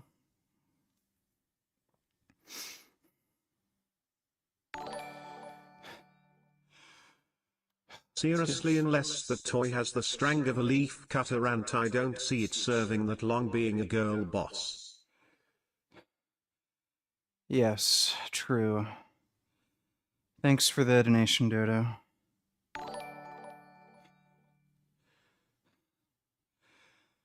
Dodo donates, it's not even 1 a.m. Go shower and we'll stream for an hour. Also, you'll see more rotten fruit and vegetables in New York City grocery stores. If Mom Donnie becomes mayor, I can tell you that much. Yeah, probably.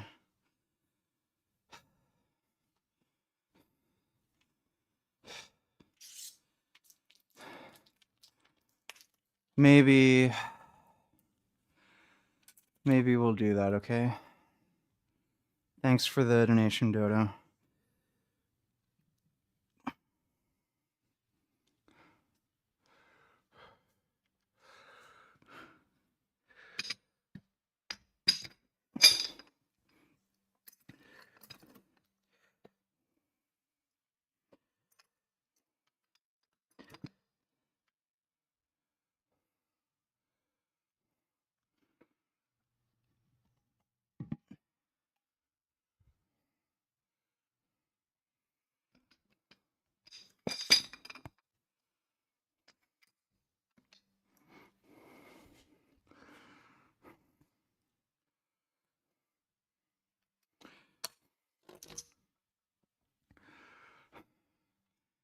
Am I gay for using a trap bar for shrugs?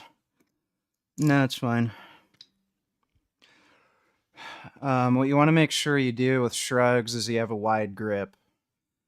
Because one of the functions of the traps is to move your shoulders inward.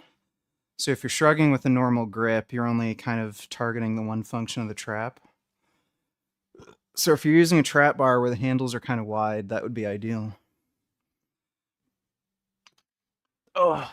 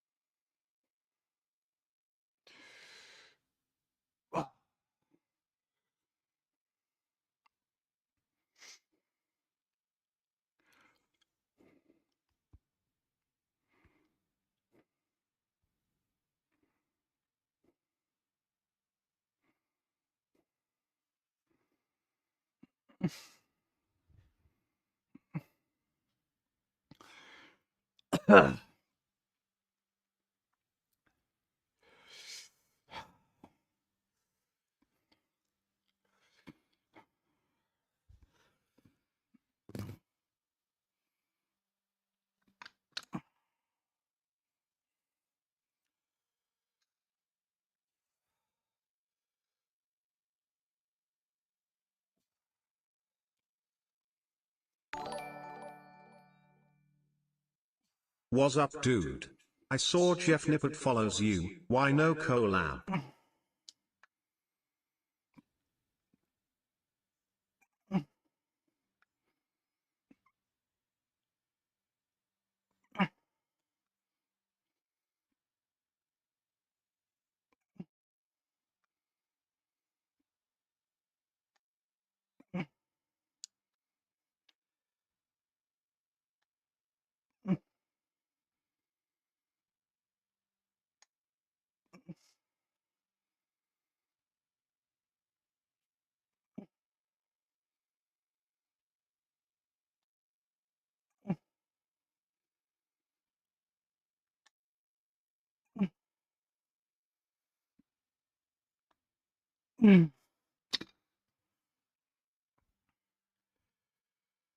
Um, I don't think he wants to collab with me.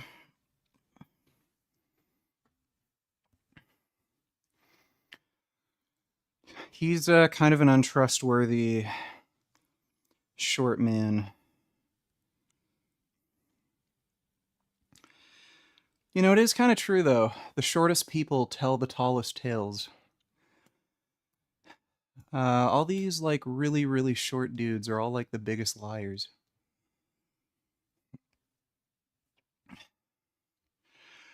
Yeah, he's just been doing some stuff recently where it's like, okay, he's kind of a weird two-faced jackass. Yeah, Rhea Ripley's hot. I really like her ass. She has a really nice butt.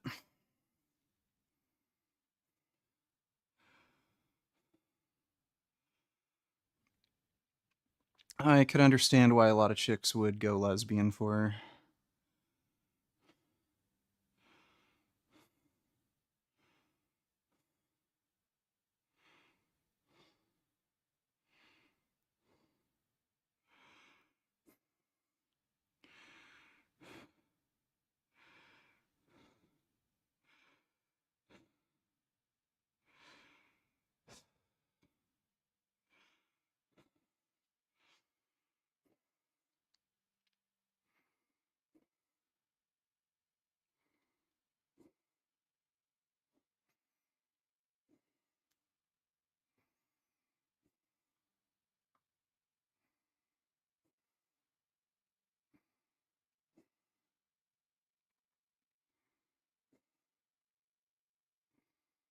How many reps per set? Just as many as I can get. This is super lightweight, so.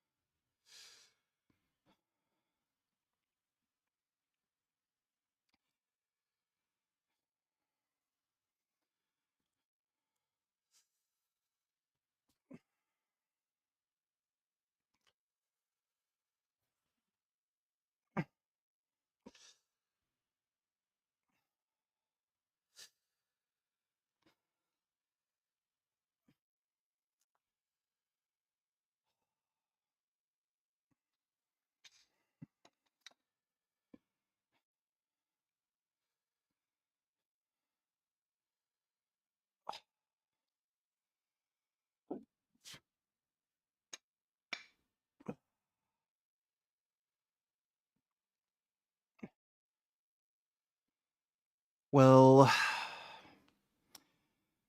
basically done with the workout now. Dodo wants me to keep streaming because apparently there's some very important videos he wants me to watch.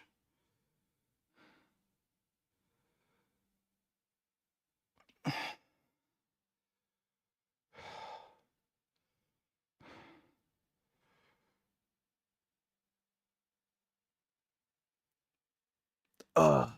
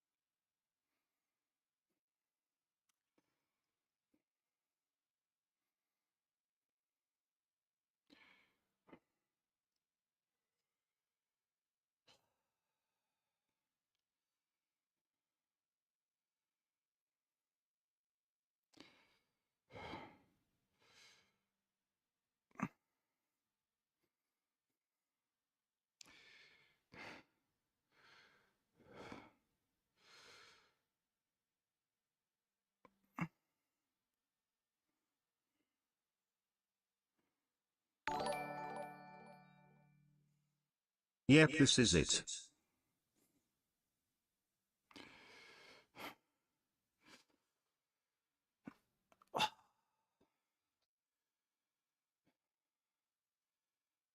All right.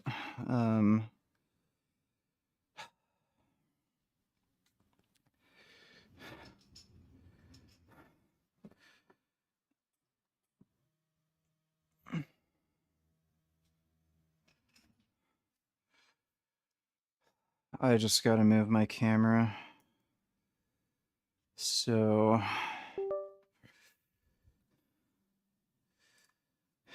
give me a second.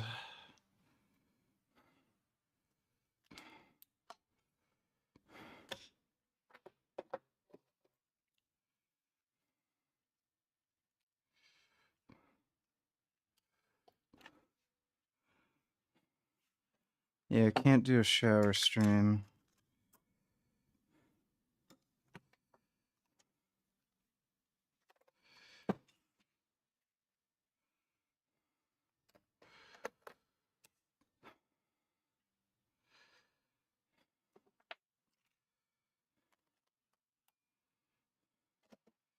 Just give me a second. I should get the same fucking stupid mount, so I don't have to do all this bullshit.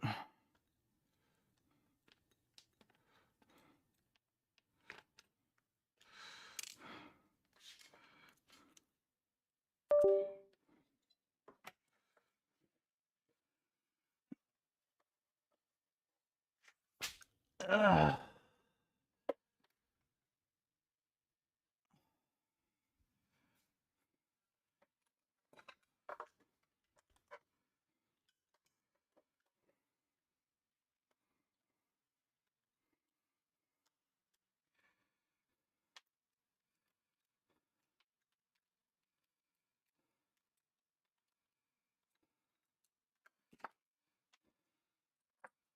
Yeah, I'm fine. I just fucking said I'm moving the camera. I have a different fucking mount and lens that I have to use for the desktop.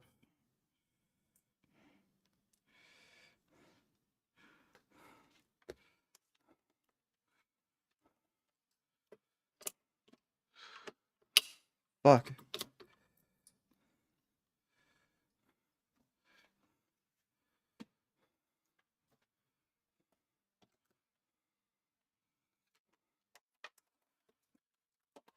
Ugh.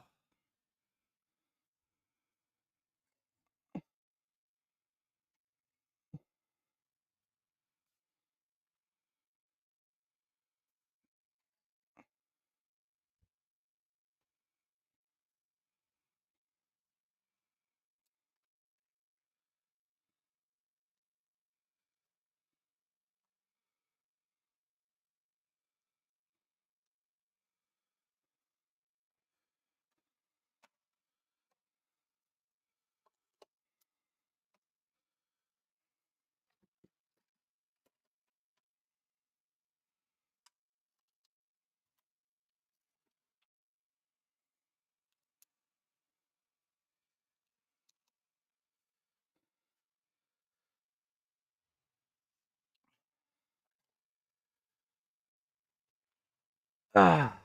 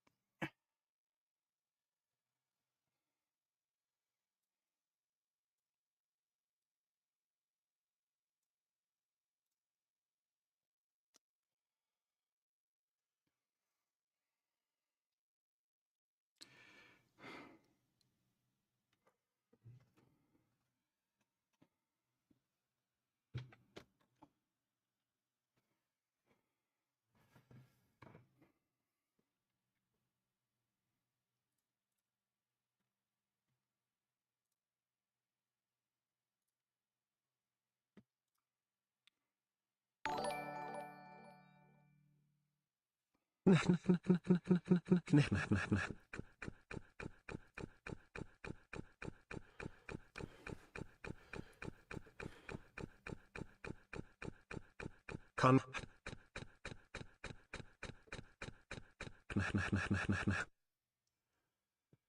That's very good. Thanks for the donation, Dodo.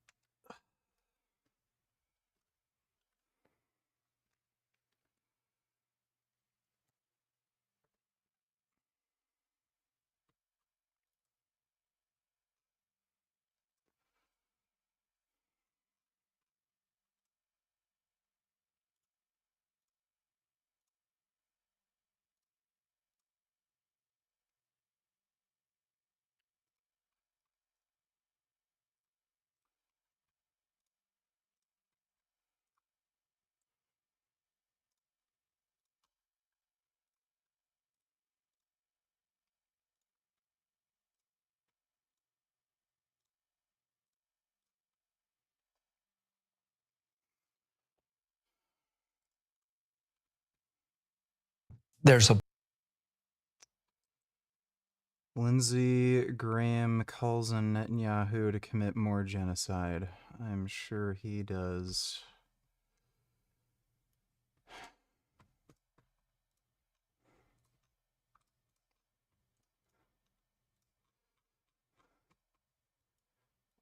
TYT is a bunch of fucktards, dude. I don't know who the, like, troglodyte fuckwits are who are watching TYT. You have to be so outrageously fucking stupid. Just irretrievably fucking retarded. Alright.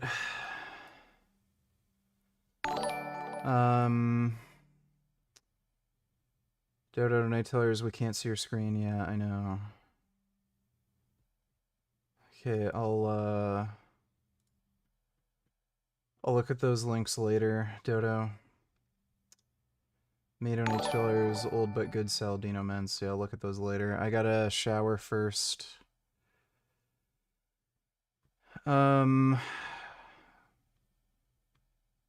Once I am back from showering, we'll react to stuff. And I guess I'll have a protein shake real quick, too. Oh. That bicep tendon thing is fucking irritating.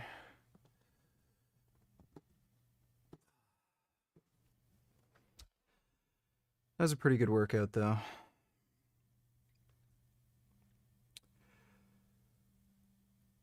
Alright, I'll be back in a few minutes. I just gotta shower first.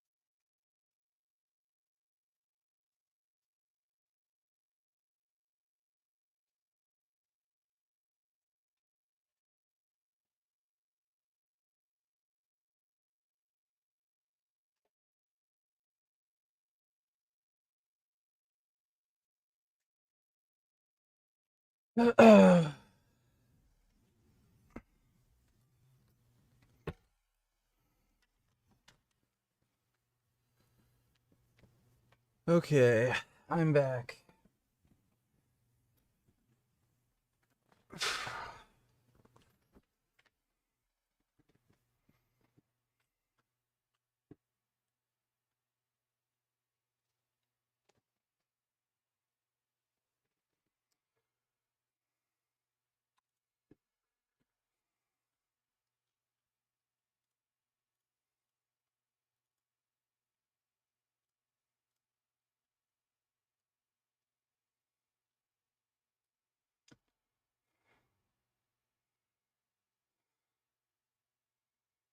Why? I don't know why the thing's like that.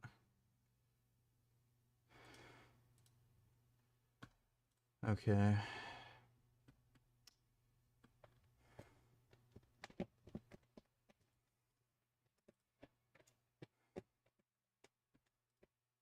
People often ask me if I use deodorant in these pits. Absolutely. When was this uploaded? Whoa. He's very rapidly aging. It's probably the sun in Costa Rica and his like stupid shitty diet. Not. There's no reason for me to use garbage deodorant with parabens and phthalates, fake scents, and aluminum in my armpits. This is what I believe strongly, that the quality of your diet will massively influence the way that you smell as a human. And I understand that many of you work in professional environments and offices where even a properly... Can you please go clean shaven again? If we reach the dono goal, then I'll go clean shaven. smelling human is not allowed to be. In that case, use something natural like... Can I help you? Gum gum.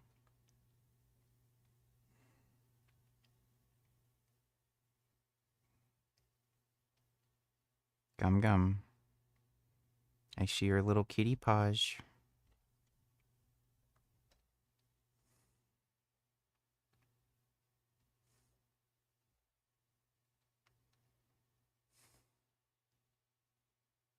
You're being very troublesome. 1-to-1 diluted apple cider vinegar. But don't you dare use garbage, synthetic, nasty deodorants that smell like synthetic fake fragrances. Make sure your diet is on point because that will affect the way you smell, and get used to smelling real humans. That's what we've done for millions and millions of years. And if you must, use something like apple cider vinegar to cover up your scent if you're in an office or other professional environment. I use Apple cider vinegar? The fuck? nothing. This guy's a fucktard. Toothpaste. Bullshit or not? Most toothpaste contains fluoride at Dude, the employees must have kicked him out of the store right after he filmed this fucking horse shit. massively increased concentrations relative to water. Fluoride in toothpaste, 1,500 parts per million. Fluoride in water, 1 part per million. You should definitely not, in my belief, be giving fluoride toothpaste to your kids because they're going to swallow it. They're going to get so much fluoride into their stomachs and into their bodies. It's a mineral that is found throughout our diets if we are eating a whole foods diet. You do not need fluoride in your water or fluoride in your toothpaste to prevent tooth decay if you are getting enough fat-soluble vitamins Yeah, there's the rat studies he loves. in your diet. And furthermore, if your breath stinks, Yes, okay, so increase your risk of tooth decay. it's because of a problem in your gut, dysbiosis, No, it's because you're not brushing your teeth. rather than a problem with not using toothpaste in your mouth. Yes, you can have dysbiosis in your mouth too, but it originates in your gut. No, if you don't brush your teeth, your breath is going to stink. Fix your gut if you have bad breath. Get rid of fluoride toothpaste. I don't even think you need toothpaste in general in your life. It's all bullshit. What a dumb fuck. Let's see.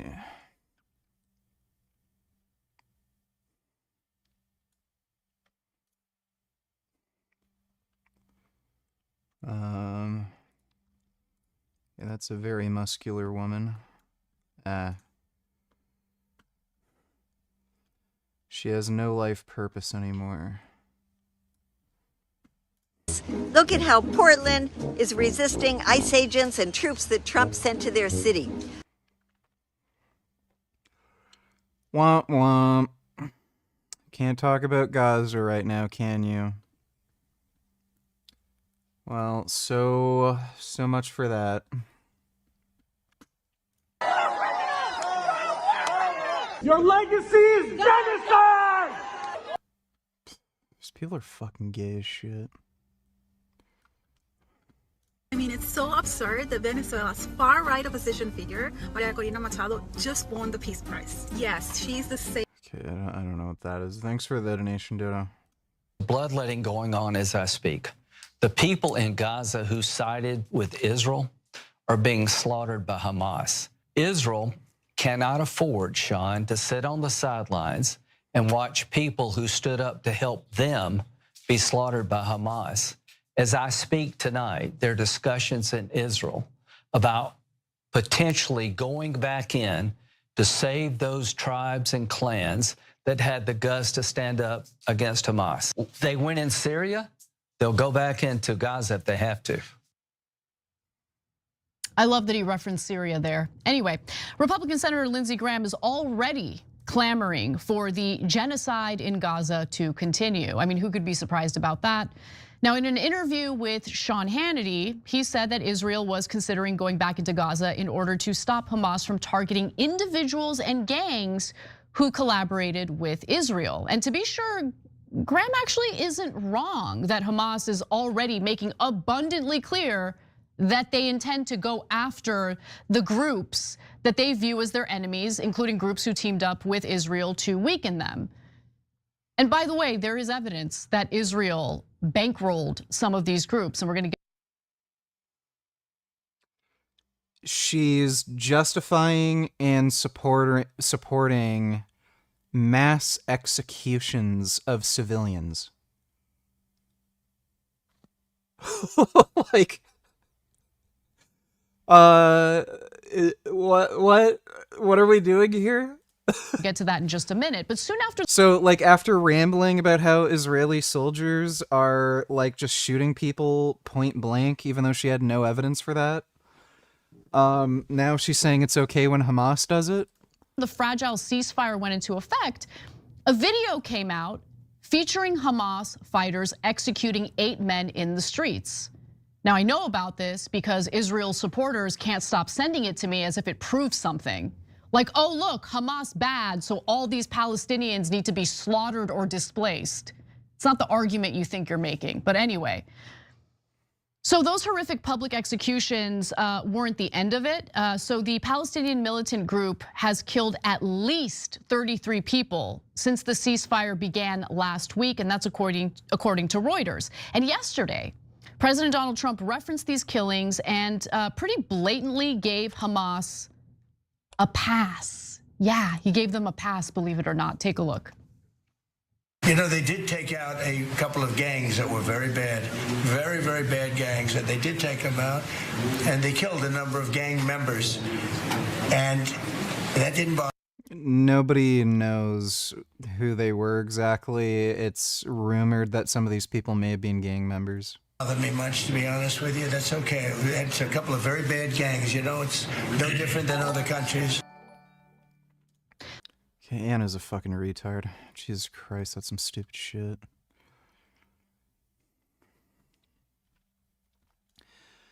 Dodo Donatillers, we need to buy that Brian Johnson protein powder. To me here is the products with the most lead. They were all vegan, plant-based powders, which is surprising for some people. Why is that? We did find that the plant-based powders that we tested were not. Yeah, it's because a lot of them are coming from like soybeans made from like China or something where they still use leaded gasoline. 9 times higher in lead than our dairy-based products, and like 2 times higher than our beef-based ones.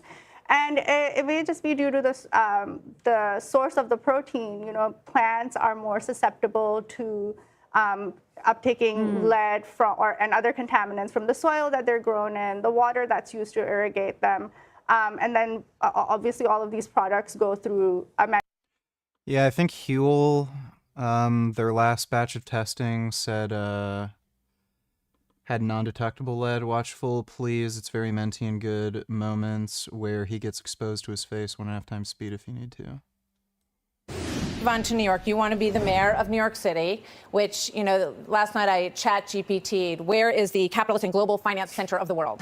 And it said New York City, which made me feel good as someone who loves New York City. Is that a moniker that you're proud of and one that you want to continue for this city? We should be proud of it, and I will also say that that's one thing you have in common with Andrew Cuomo, because he also uses ChatGPT to answer many questions, including how to actually resolve the housing crisis in the city. And Right. It's time that we are not only proud of us being the financial capital, the cultural capital, but also we should make it a capital of where working people can afford to live in this city. Because right now what we're seeing is that 1 in 4 New Yorkers are being priced out of the wealthiest city in the wealthiest country in the history of the world. That's absolutely true. One of the things that's also true is that JP Morgan and Goldman Sachs have moved major operations to Texas. They've not abandoned New York, but they're hedging their bets on New York because of the increased taxes that they see coming if you become mayor. So when they do that, jobs move out of the city as well. So how does that help affordability if people in the city don't have the jobs that they once had here? Well, I'm looking to make this a city that every person chooses, whether they're a business leader or they're someone who works for that business. And the key ways of doing that are actually delivering quality of life, public safety, and affordability for each and every person. Because what we're seeing right now is we have a broken status quo. He literally did not answer the question.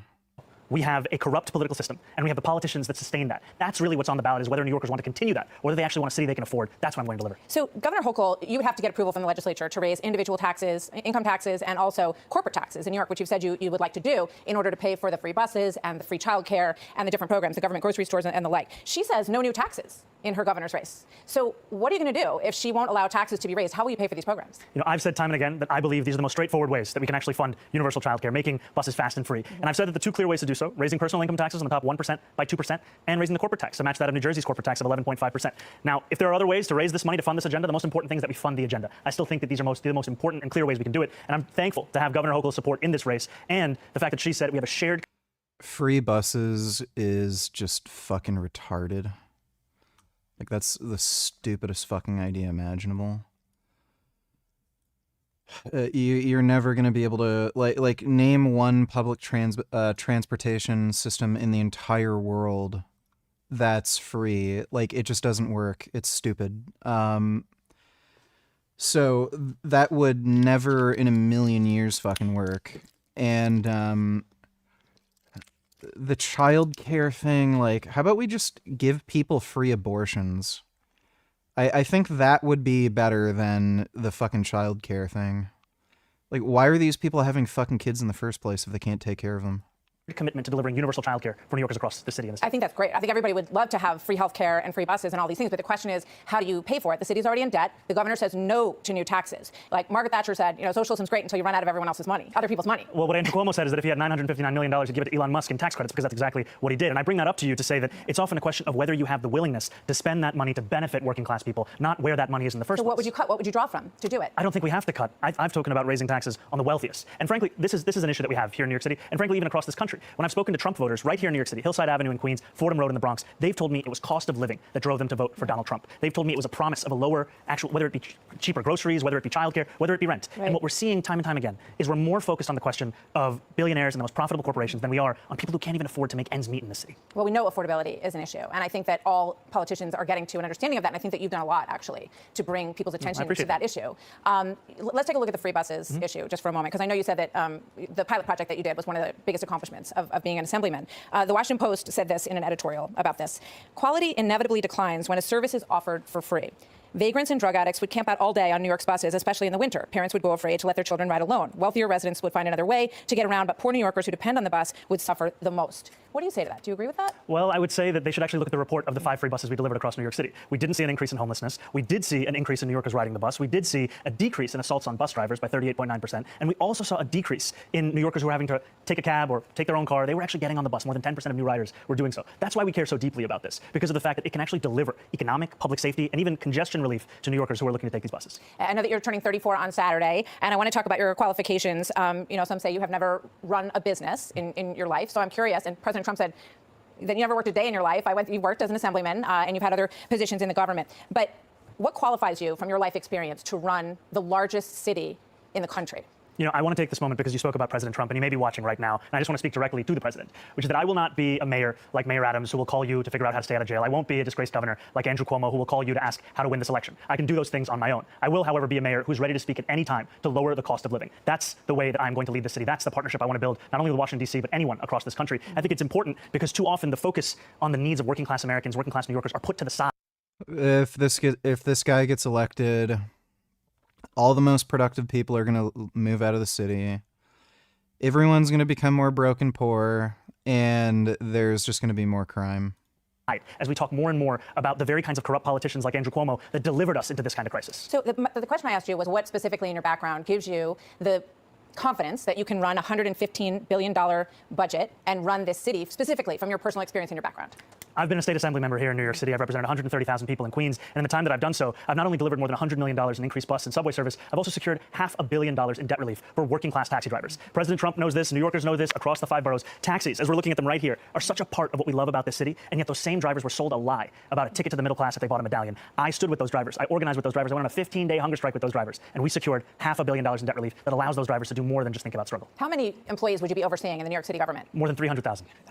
That's a lot of people. But thank you for answering the question. I know that you want to stimulate small business in the city, and we all walk around the city that we love, and we see a lot of empty storefronts. So give me your plan on how you would do that. You know, I've spoken to a lot of New Yorkers for whom their aspiration, their dream is in that small business. And I've told them that we are going to make it easier to not only open it, but keep it open. We're going to cut fines and fees by 50%. Because as you said, we have a city government that has a $116 billion budget. It's not funded by charging a restaurant $25 a year for the right to sell a frozen dessert. We're going to streamline the regulations and rules that these small businesses have to adhere to. Because today, if you want to open up a barbershop, you have to fill out 24 forms, go to 7 agencies, 12 in-person activities. And furthermore, we're going to have a mom and pop czar, someone that'll help these businesses navigate through this. Because while we are holding these kinds of businesses to these kinds of rules, we're letting the most profitable corporations walk all over us here in New York City. And it's part of the problem where so many New Yorkers look around at the wealthiest city in the wealthiest country in the history of the world and asking themselves, there's all this money, why can't I afford $2.90 to even ride the bus? So let me just quick question on that, and I want to get to public safety because it's obviously another big issue for New Yorkers. So a lot of individuals in the city pay more than 50% of their income in taxes. When you talk about a fair share, how much more than, what is the fair share? What's the number? I've said that we should increase personal income taxes by 2%. Is fair? And my point is this. Give up more than half of your income. That's if you're making $1 million in New York City, or more than that, you can afford to pay 2% more. And the reason you can afford to do so is because that money will be used to better your quality of life as well. Yeah. Because when I speak to the wealthiest New Yorkers, I hear concerns about the cleanliness of the city, the quality of life in the city, questions of public safety. This money is the money that will be used to deliver on those things so that we can ensure that Public safety. He says he wants to get rid of the fucking police.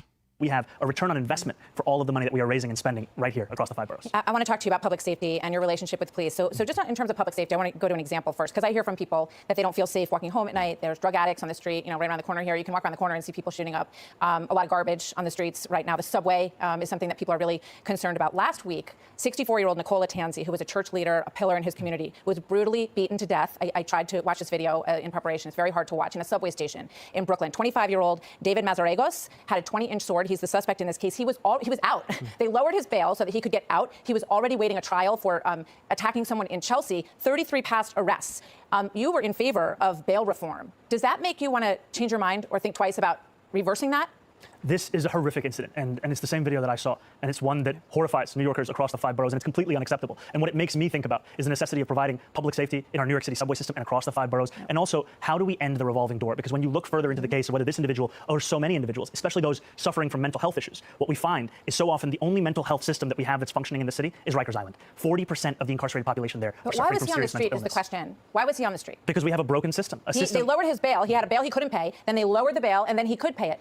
Imagine if you're this family. And they look at 33 prior arrests, and why? Why was this man on the street? What would stop him in your administration from being on the street? Because what we would do is actually address the systemic problems that would ensure that someone who goes through the system this many times is actually, his issues are addressed, the services are provided. Right now all we have is going in and out, especially when it comes to... Yeah, that's just absolute horseshit. This guy wants to let criminals out on the street. Mental health. I'll give you an example. Where would he be in your world? Where would he be? In a mental institution? He would actually be getting services from the first time that he was arrested, as opposed to having to go through them 33 times. If you look at the New York Times, they did an investigation on 1,000 different incidents of violent crime in the city tied to mental health episodes. Yeah. They found that so many of those same New Yorkers were failed by the interactions they had with the city when they went for help for mental health assistance. And that failure is a blight, it is a stain on our city, and it's a failure that I'm looking to fix by actually transforming this with the only comprehensive plan for public safety of any of the candidates. Because what we are going to do is put out a plan and a proposal that we have shared with New Yorkers to create a Department of Community Safety that would bring together all of these pre-existing silos that address mental health crisis, that address compress homelessness into one department, provide it with the funding necessary, and actually address Where this do these crisis. people go, though, is my question. Are you going to put them in a mental institution so they get taken care of? Or are you going to leave them at home on medication? What's the plan? There's a plan right now that allows for involuntary confinement, which I think should be a last resort, because of the fact that when you look at the actual results, this is something that so often doesn't actually have what has been spoken about. But what we have today that actually works for New Yorkers with serious mental illness, there are things like Fountain House. This is a clubhouse model, peer-led rehabilitative treatment for New Yorkers with serious mental illness. It costs $4,000 to have someone in Fountain House for a year. That's the cost of being on Rikers for 3 days. And what we see, however, is that those services, they increase employment by 50%, they reduce hospitalization by up to 45%, and they actually... Yeah, but are these people violent offenders? Like, it's retarded. Mental health issue or not, if these people are violent offenders, what the fuck is this going to do to stop them from reoffending? Like, if you're just fucking crazy and, like, I don't know, you fucking drink your own piss or something, okay, like, sure. If you're just, like, a stupid crazy person, maybe this is good, but if you're actually committing violent offenses, like I don't see how this is going to be a solution for this. You have to lock these people up. Reduce the cost of healthcare as well for those same New Yorkers. This is what we're looking at. This is why we say that Rikers is broken. The system is broken. You can just see people who are suffering up and down 8th Avenue, just as one example. And I hope we'll have a chance to talk more about that next time. But I don't want you to leave without me asking you about your relationship with the police, because obviously this is a big issue. You said in the past, and I almost don't need to go through it, it's been said many times, but that you called the police force racist, said they were a major threat to public safety, called them wicked and corrupt. And now the report that you apologized to 24 members of the NYPD. What did you say to them? I apologized for the language that I used, and I spoke to them about the fact that I want to work with them to deliver public safety. Because what we're seeing in the city right now is we're asking officers to do nearly everything we can think of. We used to ask officers to focus on serious crimes. Now we're asking them to focus also on the mental health crisis, to focus also on homelessness. In 1 year alone, the NYPD receives 200,000 mental health calls. In 1 year. Yeah, and you know what they told me? That 1 out of 3 of those, the person they're very, very dangerous interactions. You're going to send a social worker in there? You can always have a police officer actually come to address that. But look, you're saying 1 out of 3. 2 out of 3 times. If you don't need the police and you're sending them to do that, then why aren't you sending them to respond to shootings and murders? 5-6 years ago, the response time for officers was closer to 10 minutes. Now it's closer to 16 minutes. New Yorkers deserve a police department that is asked to do the things that it can possibly do, not one that covers the failures of every break in the social safety net. So this guy is saying somehow we're magically going to know if somebody is violent and dangerous. So just send a social worker there who might get shot or stabbed or raped or something, and then have the police come? Police officers that I spoke to, they don't want a behind closed doors apology. They want a broad public apology for the things that you suggested about them. Will you do that right now? Absolutely. I'll apologize to police officers right here, because this is the apology that I've been sharing with many rank and file officers. And I apologize because of the fact that I'm looking to work with these officers, and I know that these officers, these men and women who serve in the NYPD, they put their lives on the line every single day. And I will be a mayor that What changed your mind about it?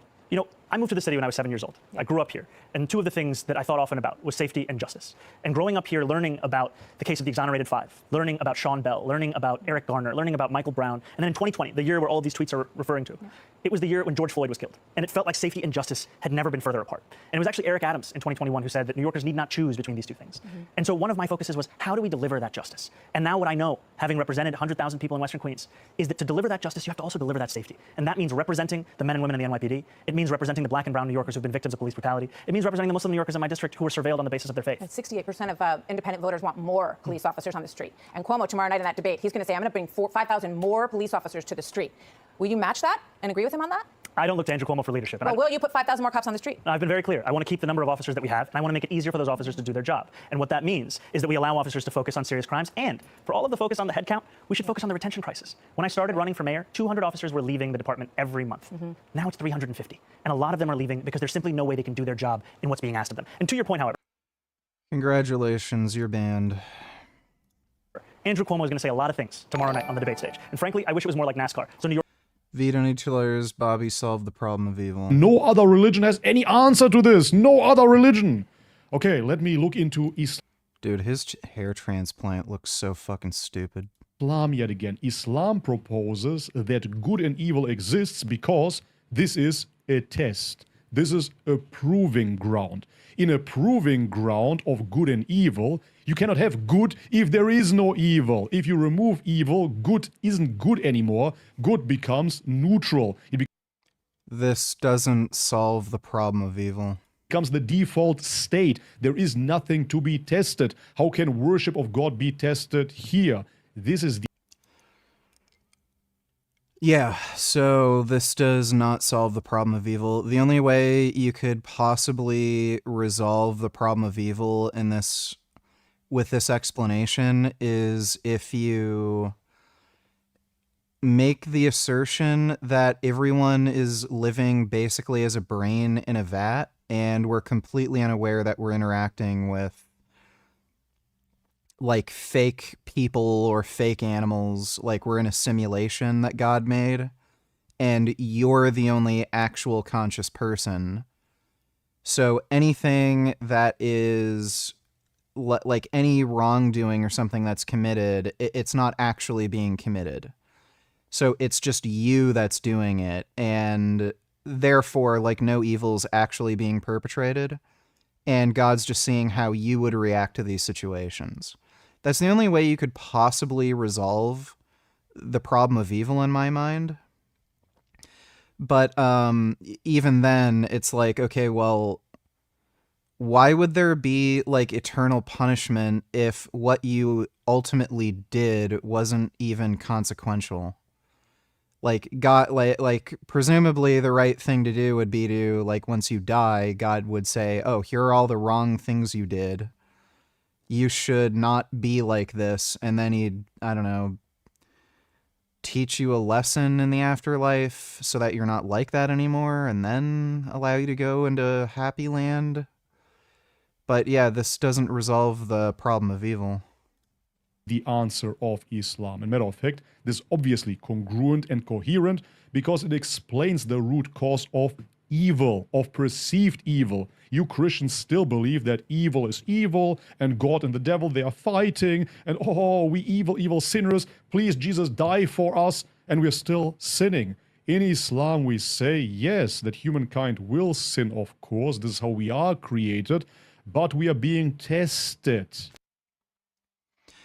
He's saying this while the Islamic God supposedly allows for rape, slavery, genocide, the murder of people based on their religious beliefs, like if you're a apostate.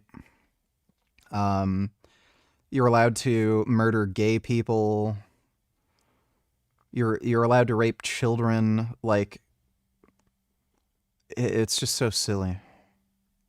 Thanks for the donation, V. New Yorkers could see the billionaires that were sponsoring him right on his suit jacket. Because this is a man who had 10 years. And I know now that it's politically convenient, he watches Fox News as well. So I'll just speak to him directly. Andrew, you had your chance to lead the state. You took that time to sell out working class New Yorkers to your billionaire donors. And instead of actually meeting the needs of people who couldn't afford to live in the city, you gave $959 million in tax breaks to Elon Musk. And now you want us to believe that we can't spend less money than that to make every bus fast and free in the same city. All right, I'm squeezing two very quick ones here, if you can answer them quickly. Commissioner Tisch, you have suggested that you want her to stay. Have you asked her to stay? And has she said yes? Because I think that is one issue that would go a long way towards police retention. I've said that I appreciate Commissioner Tisch's record of uprooting corruption in the upper echelons of the NYPD. I've appreciated her presiding over drops in crime across the city, and I continue to actively consider her to be my police commissioner. I haven't made any personnel commitments. Okay, so you don't want to ask her right now? No. That's the kind of conversation I would actually have in person, in private, not a politics. Okay, it's an issue that a lot of people brought up with me when I told them I was going to be speaking with you. Last question. You want to have a World Cup czar. I know you're a huge soccer fan, Arsenal fan. I have a lot to learn about soccer. I'm happy to admit that. I look forward to learning more. That would be great. What is this World Cup czar going to do for New York City business? The World Cup is the largest sporting event in the world, and it's as if Okay, so he just gave her a bunch of non-answers and lied.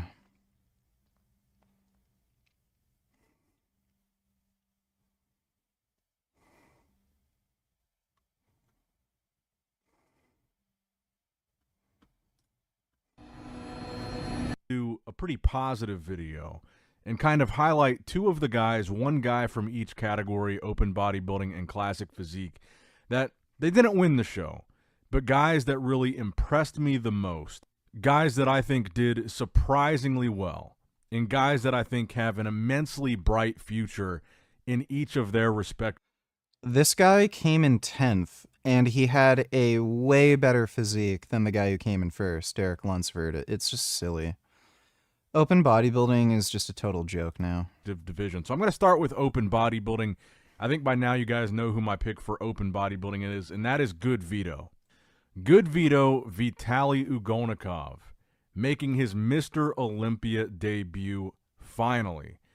Really impressing by placing top 10 at his Olympia debut. Out of every single guy that made their Olympia debut this year, he placed the highest, placing ahead of Behruz Tabani, Jordan Hutchinson, Urs Kalasinski, Regan Grimes, Rubiel Mosquera, Sas Harati, Chen Longshen, Dorian Haywood, Akeem Williams, and Brett Wilkin. The only guy making his Olympia debut to crack the top 10 this year. And I think he really delivered the goods. We saw these updates of Good Vito going into the show, and I started to say, okay, some of these updates that we're seeing from Good Vito at like a couple days out, they look like some of the more impressive updates that we've seen from anybody. The detail and size of his legs, the condition that he was in, he looked like he was really going to bring it, and that's when I started shifting my prediction. I had him in 8th in my prediction video, and I thought maybe he could place even higher. He placed 10th, so about 2 placings away from that. But I thought he just absolutely nailed it. This was one of the better Olympia debuts that we've seen. I think Martin Fitzwater probably is going to hold the record for one of the most impressive Olympia debuts of the last several years. But Good Vito, man. His legs look crazy on stage. His V-taper looked insane. His conditioning was good. His size seemed to hold up pretty well against the Open Olympians. And he's got some of these poses, like, we all know the front double bicep is probably his most insane pose. His arms look crazy in this pose. His legs look crazy. It really shows off his V-taper well, the width of his lats from the front, how small of a waist he's got for how crazy of legs he has. It's just very, very impressive. From the front, Good Vito is a very dangerous bodybuilder. He's got that X frame that very few people have. And then you look at him in the abs and thighs pose. To me, you know, if he came in a little bit sharper condition, a little bit drier through the midsection maybe, and a little bit, maybe even a little bit drier in the quads, this is one of the more impressive, I think, abs and thighs in the pro league right now. When you look at the size of his legs, the detail in the legs, if you look at the back double bicep, that spread actually looks pretty good. Show was the only one of them to deliver honestly, in some poses, looking the best. I think maybe the front double bicep. Like, Nick Walker came in 6th. You're not going to tell me Nick Walker was 4 places ahead, like deserves to be 4 places ahead You can make that of this guy. It's just a joke. Open bodybuilding is fucking stupid now. Argument for him. But you've got Nick looking better than is one of the newcomers. The comment, the freakiest, gigantic, and I think file prospect than some other guy from Classic Physique that really impressed me. Top 5, 5th place placing after placing 11th last year.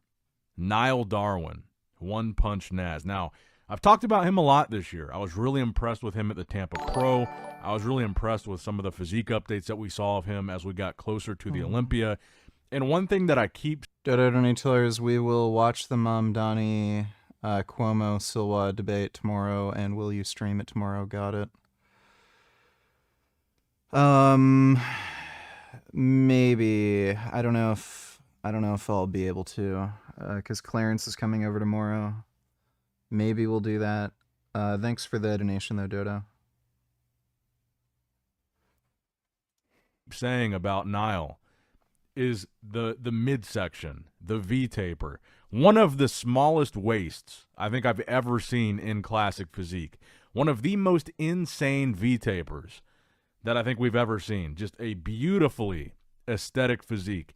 And I think what you'll notice when you look at the footage and the pictures of him from the Olympia this year is he's added some size. And with that size, he has not sacrificed or added an inch to his waist. Crazy tiny waist, giant lats from the front. Like when you have lats visible like that from the front and a waist that size, it's just insane, just fantastic. And I think this is a guy controversy. So I think yeah, we'll probably live stream tomorrow.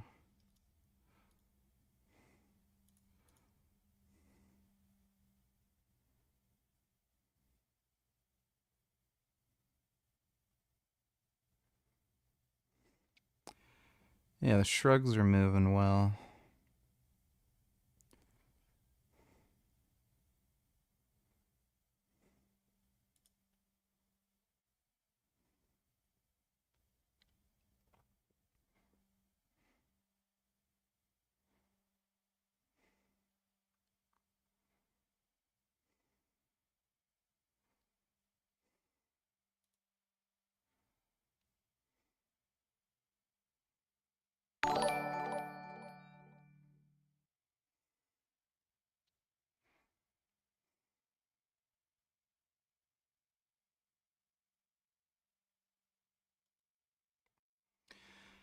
My lats are definitely growing, which I like to see.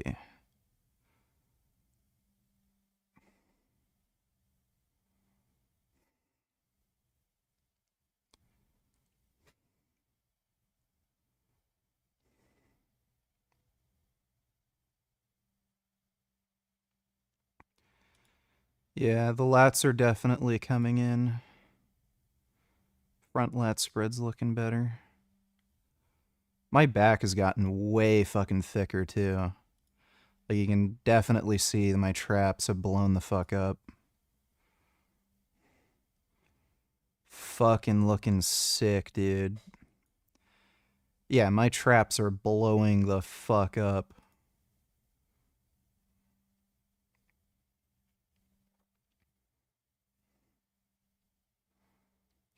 Fucking hell yeah.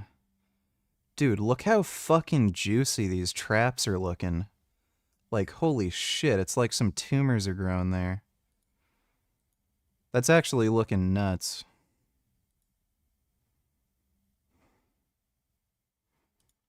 Fucking nice. It started as most things do. I don't think I have an interest in doing powerlifting. If I was going to do any strength sports, it would either be strongman or arm wrestling. Dodo Donny Tillers OVG, didn't see this. Let me see. In New York City, here's part 1 of our exclusive interview. Thank you very much for being here. Candidate for mayor of New York City, you're up by 13 points. It looks like you've got the wind at your back. You've got a big debate coming up tomorrow night with the other candidates, Andrew Cuomo and Curtis Lewa. Obviously, New York City policy is front and center, but I would imagine that some of the big headlines recently are going to come up tomorrow night as well. So I want to get to all the policy issues in New York, but I wanted to ask you this first. If you are asked tomorrow night, if you give credit to President Trump for the ceasefire between Israel and Hamas and the return of the 20 living hostages, would you raise your hand? You know, first I want to say it's a real pleasure to be here. Thank you for having me. And it's an honor to have this opportunity to speak to so many New Yorkers and Americans across the country. And when it comes to the ceasefire, I am thankful and I have hope that it will actually endure and that it will be lasting. And I continue to have concerns because I've seen reports still just in the last few days that 5 Palestinians were killed by the Israeli military. And that's what gives me pause about issuing any kind of praise or celebration at a moment when it is still so in its infancy. And what I will tell you is that in that same moment, it is also one that requires a focus on ensuring that that hope, that belief in a better future is one that is emblematic in our policies right here in New York City as well. And that's what we're hoping to lead with. Would you give President Trump credit or not, to any extent? Credit or not? I think it's too early to do so. Too early to say. But if it proves to be something that is lasting, something that is durable, then I think that's where you give credit. So you've denounced Israel and the United States for the response to the slaughter on October the 7th. In fact, at times you called it a lasting stain, the response, and at times you have left October 7th out of your statements completely around this issue. Right now, you just talked about Israelis killing some Palestinians, but Hamas is killing Palestinians within Gaza. And they have not returned the bodies that they promised to return, including 2 Americans, Itai Chen and Omar Nutra, whose families we have interviewed over these months. So what is your response to what Hamas is doing now? I think those are bodies and remains that should absolutely be returned. And I think that I have no issue with critiquing Hamas or the Israeli government because my critiques all come from a place of universal human rights. And my focus, however, is right. Yeah, so does not condemn. He's a Hamas supporter, clearly. So he's full of shit. Here in New York City and transforming the most expensive city in America into one that's affordable for each and every New Yorker. But okay, and I want to get to that, absolutely. But do you believe that Hamas should lay down their weapons and leave the leadership in Gaza? I believe that any future here in New York City is one that we have to make sure that's affordable for all. There you go. He's a Hamas supporter. He wants them to stay in power. That's what you call, what do you call that? Saying it without saying it. What a fucking asshole. Bro, imagine. He was just whining about Israel killing Palestinians. She just brought up the fact that Hamas executed, at least 33 fucking people in broad daylight, mass executions, and then asked, okay, well, since you're so worried about Palestinians getting murdered, do you have a problem with Hamas doing this, like executing Palestinians? Do you think they should stay in power or lay down their arms? Dodge doesn't even answer. So this guy's a Hamas supporter. He is an Islamic jihadist. He supports fucking terrorism. Doesn't give 2 fucking shits about Palestinians. He wants to see the spread of radical Islam. And as it pertains to Israel and Palestine, that we have to ensure that there's peace, and that is the future that we have to fight for. But you won't say that Hamas should lay down their arms and give up leadership in Gaza. I don't really have opinions about the future of Hamas and Israel beyond the question of justice and safety, and the fact that anything has to... Yeah, right.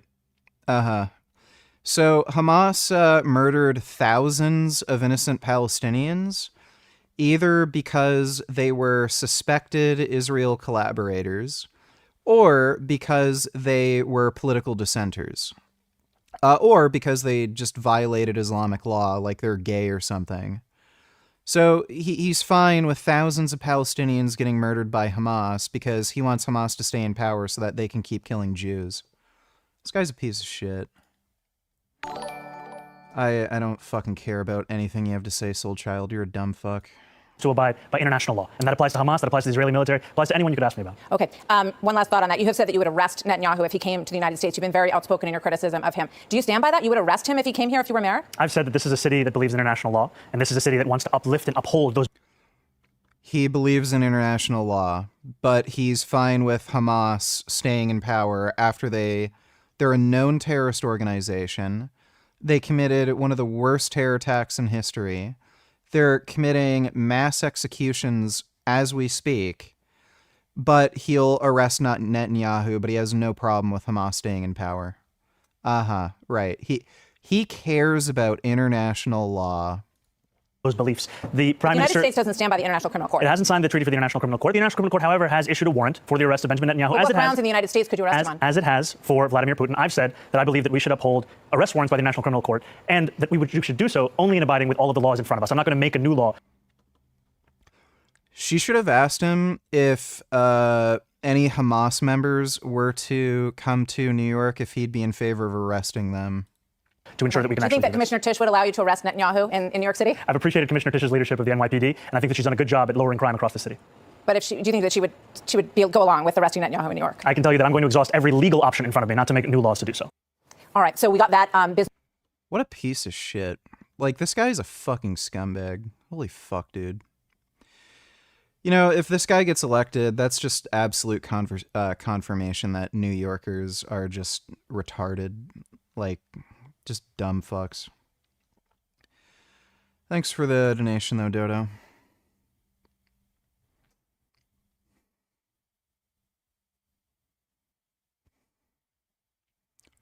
Oh my god.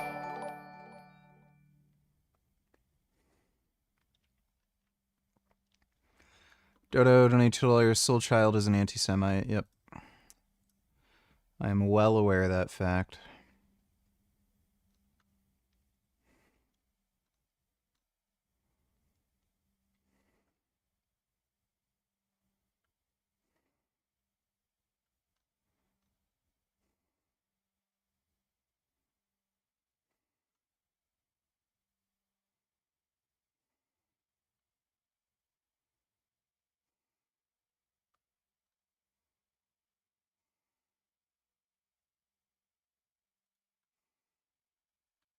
Tekken 8, well, great, but why don't you mention, though, when we can expect a big balance patch? Is it gonna be literally Season 3, or maybe at the end of a Tekken World Tour they drop a big patch? I mean, I don't know. It would be nice knowing, you know, there's not a whole lot of transparency. His main man's... I have no idea if we're going to see catastrophic ocean acidification in our lifetime. We here, hoping you're all doing awesome as always, and Armor King has just dropped. My body is ready to try out Armor King, but I can't do that right now because there are patch notes. So I'm gonna go over them. According to my chat, it's all a bunch of meh, but I kinda knew they were gonna be meh or mid because they've told us a million times that, well, during tournament season, of course we can't balance the game. Can't balance the characters. Gonna wait out all the major events. Esports World Cup, all the EVOs. Gotta wait out Tekken World Tour Finals because it's so unfair on the pro players if we start, you know, hitting characters left and right. What about their tournament season? Insane BS, of course. Like, I look at Dota 2, Valve, Gaben, he'll hit a balance patch in the middle of the biggest event. In between day 3 and day 4, in middle of a night, there's a huge patch. And actually the pro players, before they play, they have to go and lab for a few hours what has happened to the heroes, and then they play the tournament within a few hours. Of course, they could do that, the Tekken devs. And what about all of us who are not pro players playing the game daily? We want to play a balanced game, or is it going to continue being, you know, the Asuka, Brian, Anna show, Claudio, Nina? Like, it's getting really, really tiresome. And of course, we all know the pro players also want to see the game balanced. They also want to see patches, for God's sake. So it's all fucking bullshit. But unfortunately, I mean, it looks like we're gonna have to wait until Season 3 to see balance, real changes. It's like 6 months from now. 6 months from now. And honestly, it's like, what are those changes gonna look like? Of course, I'll wait 6 months if it's amazing changes. And maybe we actually do, on a systematic level, things to make the game better, you know. But, oh well, so I don't expect a lot here. So, yes, we get Armor King, we knew that. Adjustments have been made primarily to hitboxes and collision detection. So, yeah, of course, there's not going to be any balance changes. It's hitbox changes. So, weird interactions are patched out. Some moves that had their command inputs changed in version 2.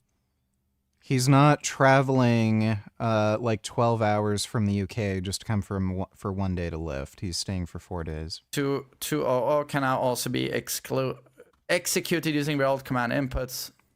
Oh, well, Lee got his old blazing kickback. Oh, I like that. And I know I've heard someone else say that King is going to be able to do his command throws. Well, specifically crouch dash 1-4, crouch dash 2-3. You're going to be able to use the old inputs, which I think is a very good idea to add that. I mean, I play King a bit, you know.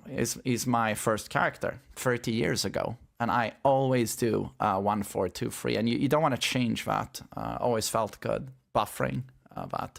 Made some adjustment changes to the move cinematics. You know what I'd love, guys? Bandai Namco, for Season 3, half of fucking Rage Arts have a new animation.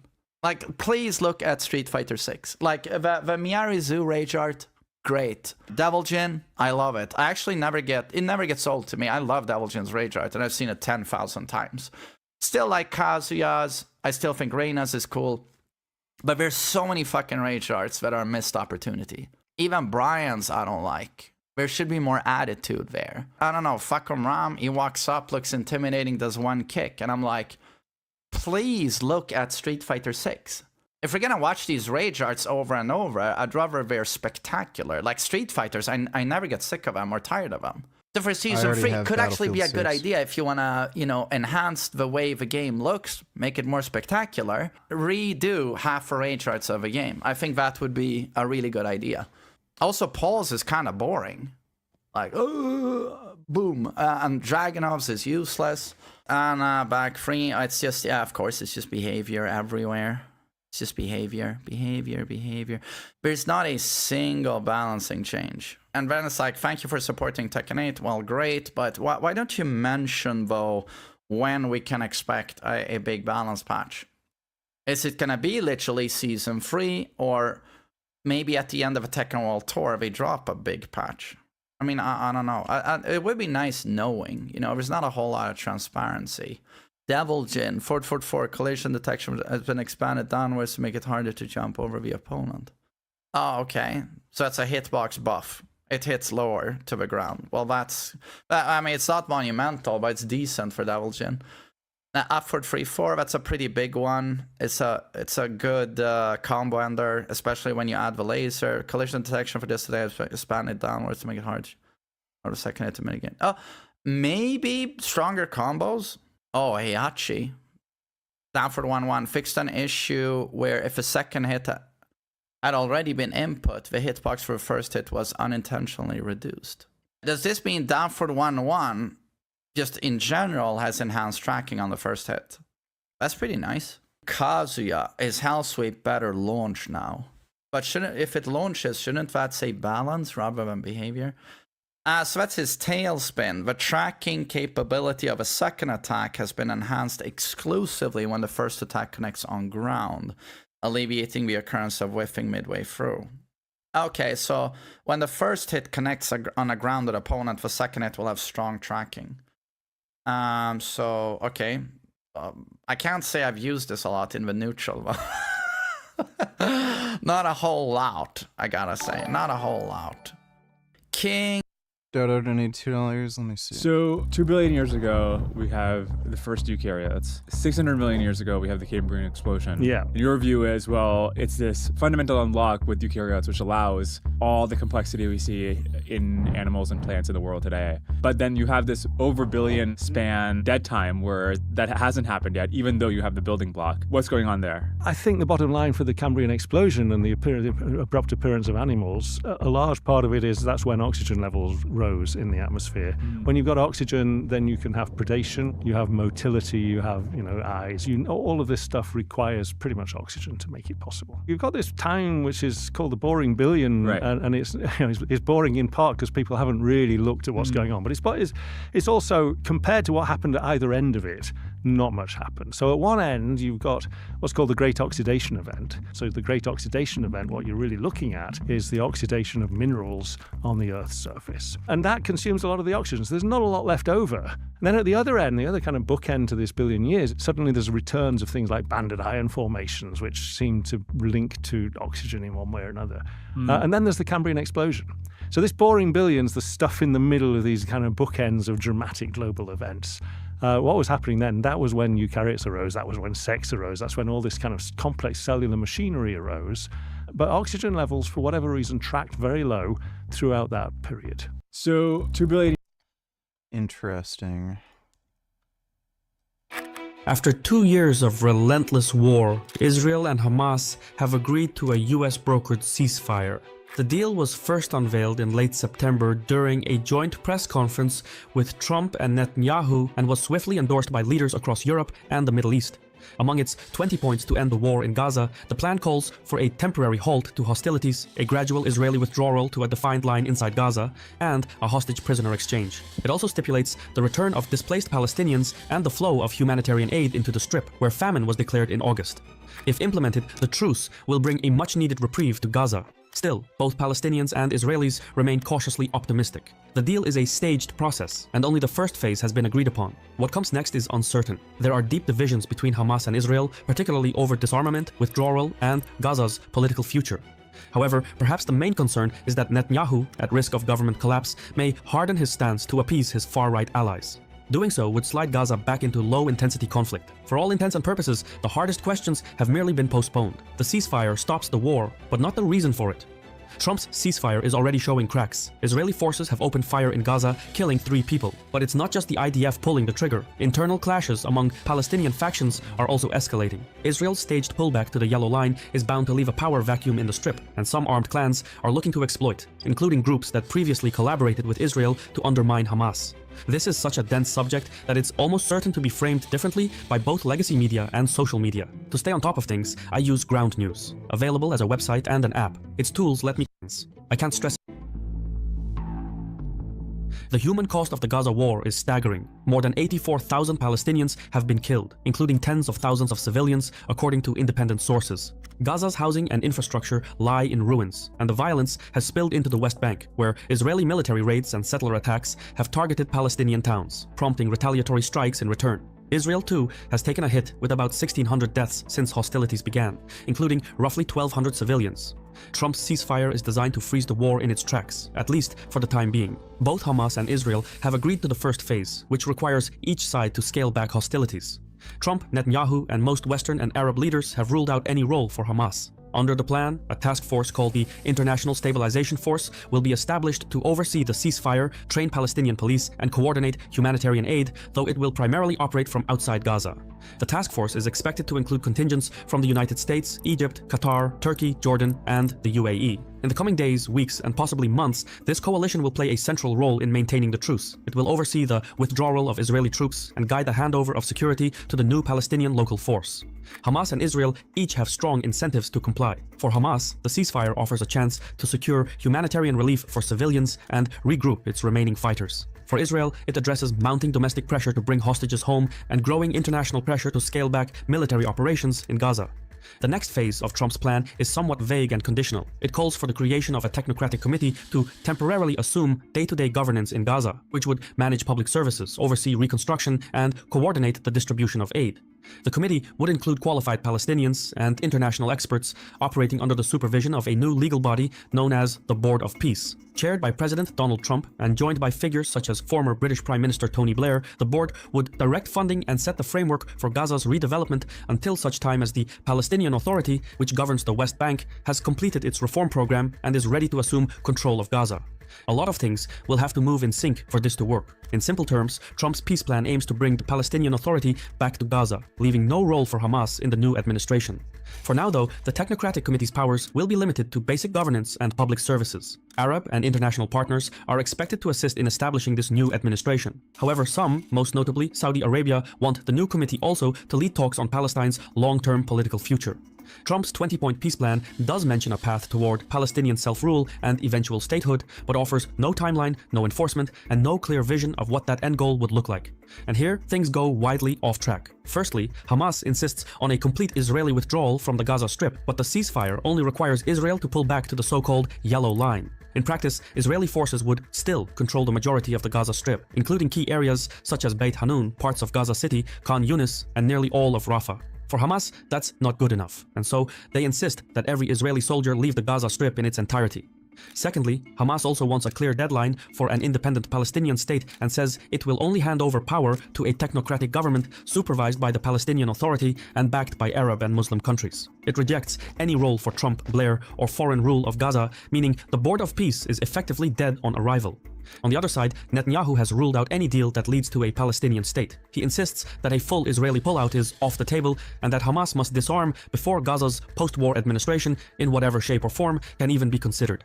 The central problem is sequencing. Israel wants disarmament first, politics later. Hamas insists on the reverse. And even though the group has been severely weakened after 2 years of fighting, Hamas is still believed to have around 15,000 fighters. So even if it agrees to give up power, it's difficult to see Hamas disappearing completely. For all of these reasons, and more, the future governance of Gaza will be a deeply contentious topic in the negotiations to come, particularly as Western and Arab governments push for the involvement of the Palestinian Authority and a two-state solution.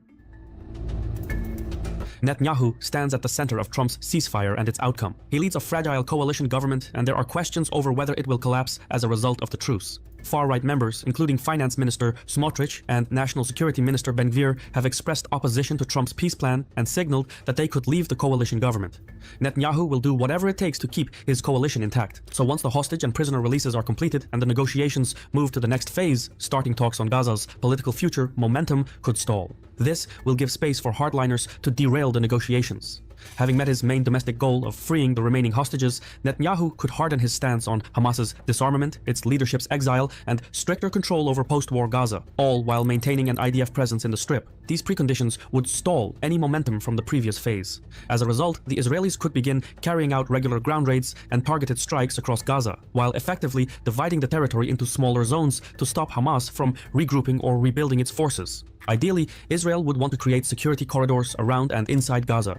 We did a video about these corridors a year ago, and it's worth checking out even now. Israel's goal is to fortify these corridors with checkpoints, watchtowers, forward bases, and other surveillance tools. Using these security corridors, the Israeli army would be able to monitor any point in Gaza without necessarily occupying the entire territory.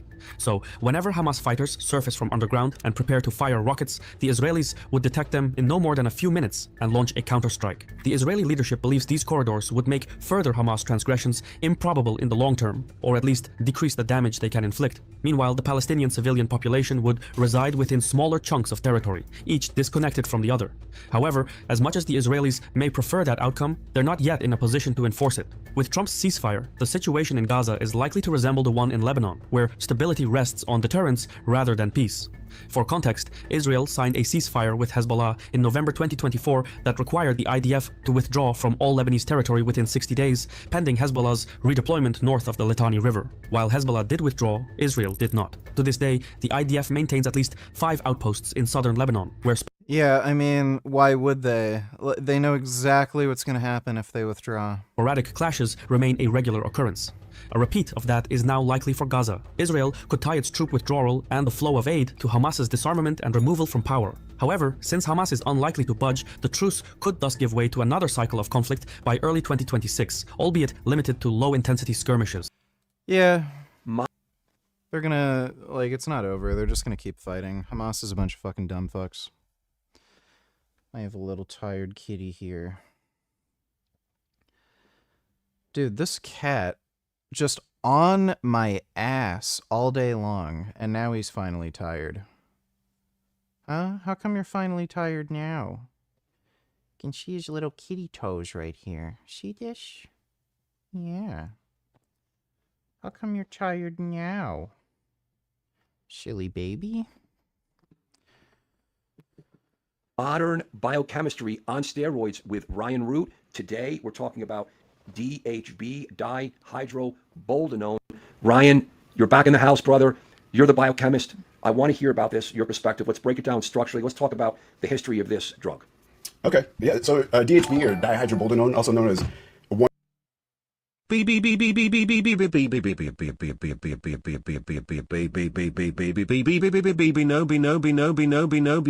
vroom vroom vroom. Play racing games please. Vroom vroom vroom vroom vroom. 77,777,777,777,777. We're gonna be playing racing games soon, don't worry. Thanks for the donation, Vroom Vroom. And it looks like my steroids are coming tomorrow, which is good timing, because then I don't have to wait Friday, and Clarence and I can go out. One testosterone.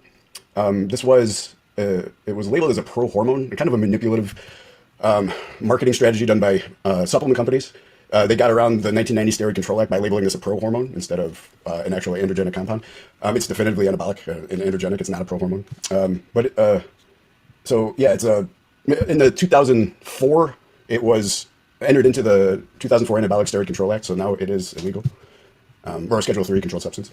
Let's talk about anything more about the history of where you could find. I know you were telling me that you tried to find out, like where it really came from. Like, we look back at all the classic steroids, like Dynabol. We have a specific author. We have like the companies back in the 50s. Can you find anything on this, like where it came from the industrial aspect? That's a great question, and the answer is no. There isn't a lot of information on the history of this substance. I can't find a person who first synthesized it. I couldn't find an exact date. There has been no known clinical uses. It was simply marketed as a pro-hormone. And we know that 2005.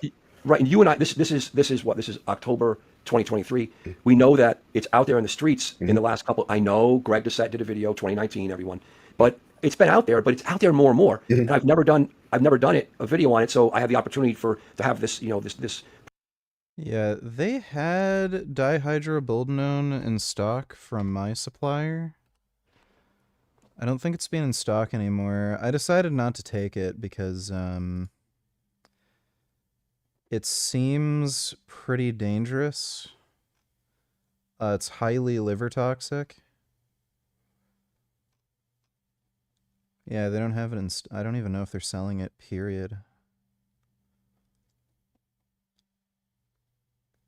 Yeah, they had dihydroboldenone ampules. Those are out of stock. And... looks like the other company that was supplying it isn't even making it anymore. Oh, no, wait. Oh, no, they still have it listed. It's just out of stock. Yeah, it's just super liver toxic. And there's a lot of weird stuff with how it's made, where unless you have like really good chemists making it, they add in solvents and shit to make it actually dissolve properly in the oil suspension. Person in my life that's really an expert in understanding anabolic steroids from the biochemical standpoint. So let's go back. We got the history, which is minimal as far as how it kind of entered this world, not structurally or industrially. If I could help it, I would not do Tren. I'm not planning on doing Tren. Like Dynabol or Anavar, we have this very long history. Talk about, this is the cool stuff for these guys, and you're the guy to answer it. Chemical structure. Let's go into that. Yeah, so the chemical structure is very interesting. So it's called dihydroboldenone, DHB, which is, so it's a 5-alpha reductase version of boldenone, right? So it's the 5-alpha reductase version. So similar to DHT, testosterone 5-alpha reductase, and Yeah, and your own body makes dihydroboldenone from boldenone. So if you're taking boldenone, you're getting some amount of dihydroboldenone. It's probably not much, but why would you bother taking dihydroboldenone when it's like so toxic? Testosterone 5-alpha reduces into DHT. But DHT has more of a kinetic physiology, kinetic binding affinity to the androgen receptor than testosterone. However, in muscle cells, there isn't a lot of 5-alpha reductase enzymes, and there's also an enzyme that deactivates DHT in muscle cells, right? However, this enzyme does not deactivate DHB. So DHB is allowed, and the rest of the DHT derivatives, such as primobolan, oxandrolone, that none of them are deactivated by this enzyme that deactivates DHT in the muscle cells. So that's why they're allowed to have their anabolic It's 2:34 a.m. here. physiology in the muscle. Night, straight vegan, sweet dreams. So that's why a lot of these DHT derivatives are very potent. Dihydroboldenone being one of them. So when we look at the chemical structure, very interestingly enough, it's very similar to boldenone. It's just missing one double bond. And missing this double bond adds 2 hydrogens to the first ring of the anabolic compound structure. So therefore, that's why it's dihydro, right? 2 hydrogens. It's got 2 added hydrogens, dihydroboldenone. So interestingly enough, boldenone is very similar to methandrostenolone or D-bol, right? The only difference between boldenone and methandrostenolone is the C17 alkylation. Most orals are C17 alkylated, which allows it to survive digestion and prevents it from being filtered out by the kidneys. So it gets into the bloodstream through that C17. Liver. Yes, sorry. That's okay. So the C17 alkylation allows it to get into the bloodstream, right? And that's the only difference between boldenone and D-bol. And as we know, there's a big difference between the physiologic effect of boldenone and D-bol. And as it turns out, DHB is different than all of them as well. So we have 3 very minor differences in these compounds, and each compound is substantially different in its effect, anabolic effect on humans. But it's not testosterone derived, is it? No, so this is a DHB because it's a 5-alpha reduced version of boldenone, is a DHT derivative. Wow. Now tell us right now, for all the guys that are bro science, real extreme bro science guys, they all know. Again, this is cool stuff, guys, because this is stuff doctors just don't know because you don't learn it in med school. But it's biochemistry and chemistry, and you could learn it. Steroid chemistry, right? Anabolic, not corticosteroid chemistry. And there's the 3 derivatives, right, of the world, right? Mm-hmm. There's test, NOR19, and DHT derived, right? Yep. Can you answer this from your perspective? Why in the world, this is like a universal question. In the 1930s and 40s and 50s into the 60s, those were the years of the anabolic steroid manufacturing chemistry. And they had no computers, okay? Why? Tell us from your perspective. Do endocrinologists know about steroids? Pretty much no. If you talk to an endocrinologist on hormone replacement therapy, they don't know jack shit. We're going to sidetrack a little bit. We're going to get back on point here with the clinical aspects of DHB. Why is it that we have only 3 main categories of anabolic steroids in the world? I've always wondered that. Yeah, that's a good question. I guess that these are the 3 that primarily bind to the androgen receptor. Now, is there another class that could develop that could also bind to the androgen receptor? And I guess that's a possibility. And maybe that's the future. Some of the future of steroids. Like maybe there is. Right. Maybe there That's is. why we're doing. Another branch chain. But yeah, I haven't really explored deep into that. But that is interesting. So you think, like you said, and we're going to get into the receptor side here. So let's go into the clinical, and that's another whole podcast for us. Yeah. Why do we have the 3 classes of anabolic? Maybe SARMs fall into that, right? Because selective androgen receptors, so SARMs are they selectively are ligands to the muscle receptors, right? But they're non-steroidal. Yeah, right. This is why. But you got the guys. We're doing this. So we're two brains. Mm-hmm. I'm a clinical medical brain. You're a biochemical brain, and we're both into the world of steroids. So it's it's cool for. This is not scripted, guys. This is not scripted. So all right, this is cool, guys. Let's keep moving. Clinical uses currently today. Let's go. In the history, there's no known clinical uses of DHB. Right? It was synthesized, and I can't find the exact date, but it was only used as a pro-hormone until it became illegal. Now it's just used as a PED. Right. So there isn't a lot of information on this. Now, there was one study conducted, and only one official study that was conducted, and it was conducted on mice. Now, the study is very interesting. It found some interesting things. It did find that in the study, mice were orchiotomized, which means that they were essentially castrated, right? And so we had a control group of mice with intact testicles, castrated mice. Some were given testosterone propionate. Some were given DHB with no ester. Typically, DHB has a cypionate ester on it, but they were given it with no ester, which means it's really fast acting, right?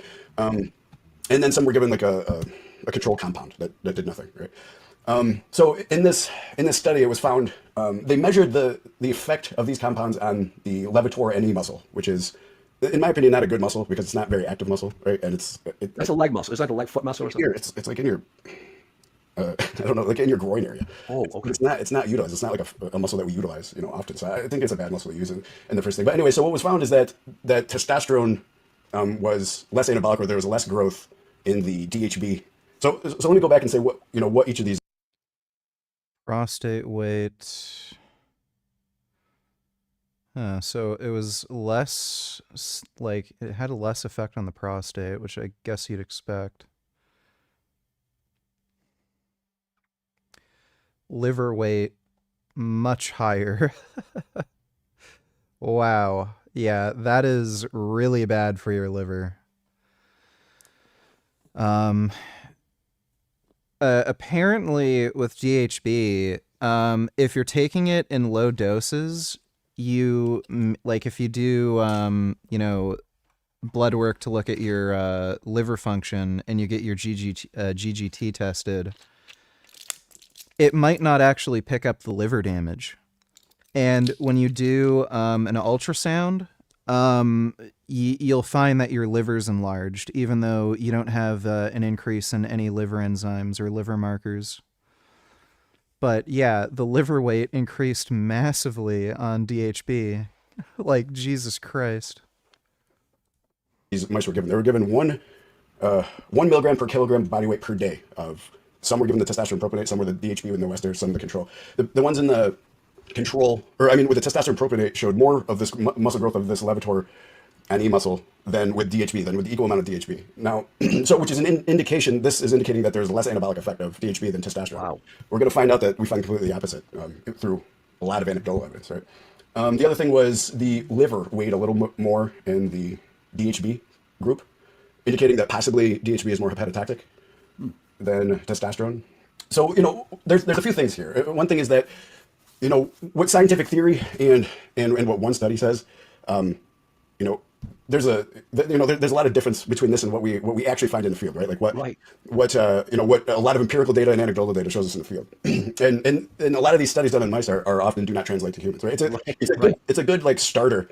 To give us some idea of how a compound is going to affect, because the chemistry, the neurochemistry, and the chemistry in mice is similar to humans. We're mammals, right? Right. But it does not always translate. There's actually a huge one. So I find this really interesting. So one of the biggest things that proves this is IGF-1. If you remember back I can't remember, I think it was in the 90s, there was a study done on mice with IGF-1, and IGF-1 was incredibly anabolic to white mice, right? And so all these articles were written when we saw this one study come out that, oh my gosh, HGH, because it induces the production of IGF-1, and IGF-1 as it became available in the LR3, IGF-1 LR3 as it became available, a lot of articles were written that were praising the anabolic potential of this chemical. So everybody thought HGH and IGF-1 were going to be incredibly anabolic. In fact, today, if you still ask a novice, what does HGH or IGF-1 do to you? They'll say, oh yeah, it helps you build big muscles, right? And that's still because of this this myth that was created from this white mice study. Any bodybuilder, anybody in the hormone industry knows that HGH and IGF-1, if it's anabolic at all, it's very, very minute, right? There's really no anabolism to it. So shortly after that study came out, and throughout the world, this almost myth started about the anabolic potential of HGH and IGF-1, and bodybuilders and people in the hormone industry knew pretty quickly that that's not the result. So it is anabolic in mice, it's not. So the difference between how IGF-1 reacts in mice and humans is very different. So are you thinking, just as we're running a little bit on the side here, guys, it's okay. We're going to a cool place here for a moment. Like you're saying that IGF and growth hormone is not anabolic with these steroid users? Yes, steroids can make you live longer if you look at large-scale trials on hormone replacement therapy in men. Men who are on testosterone replacement therapy do live longer on average. What's the benefit? Well, it helps a lot of other things. It helps with, one of the main things it does, it does regenerate all cells of all organs. One of the main benefits of it, including the skin cells, which is why it kind of makes you look a little younger, it promotes the production of elastin instead of collagen. Collagen is more the scar tissue, is what we start producing as we get older.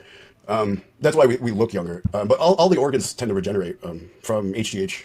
The IGF, one of the main functions it does is it makes the body switch from using the glucose in your blood and your glycogen as the primary source of energy to using your fat stores as a primary source of energy. There's HGH receptors on your adipose tissue, and it helps these go through lipolysis, making you use your fat stores more. Well, it burns. So growth hormone with the body. I'm trying to get my head around. Yeah. The guys are going to say, what are these guys talking about? It's not anabolic. But when the steroid users are on so many other drugs and they're using growth hormone, how do you really know? They're just using. So this is why the studies are very needed but they're on so much polypharmacy, you can never tease out what's going. So, I think it's known, that again, it does. Growth hormone and IGF are ancillary to bodybuilder regimen because it tears off body fat. Yes, yeah. So I like to call them fine tuner. Fuck you. All right, well, fuck you too. Thanks for the donation, Simple Edward. Right, so it's if you're already if you're using the anabolic compounds and you have a specific look that you're going for, and it's time to step on stage or you want to go, then almost nothing's better than HGH or IGF to really fine tune that muscle definition, really get rid of that subcutaneous fat and really, but in and of itself, it's not, if it's anabolic at all, it's not very much.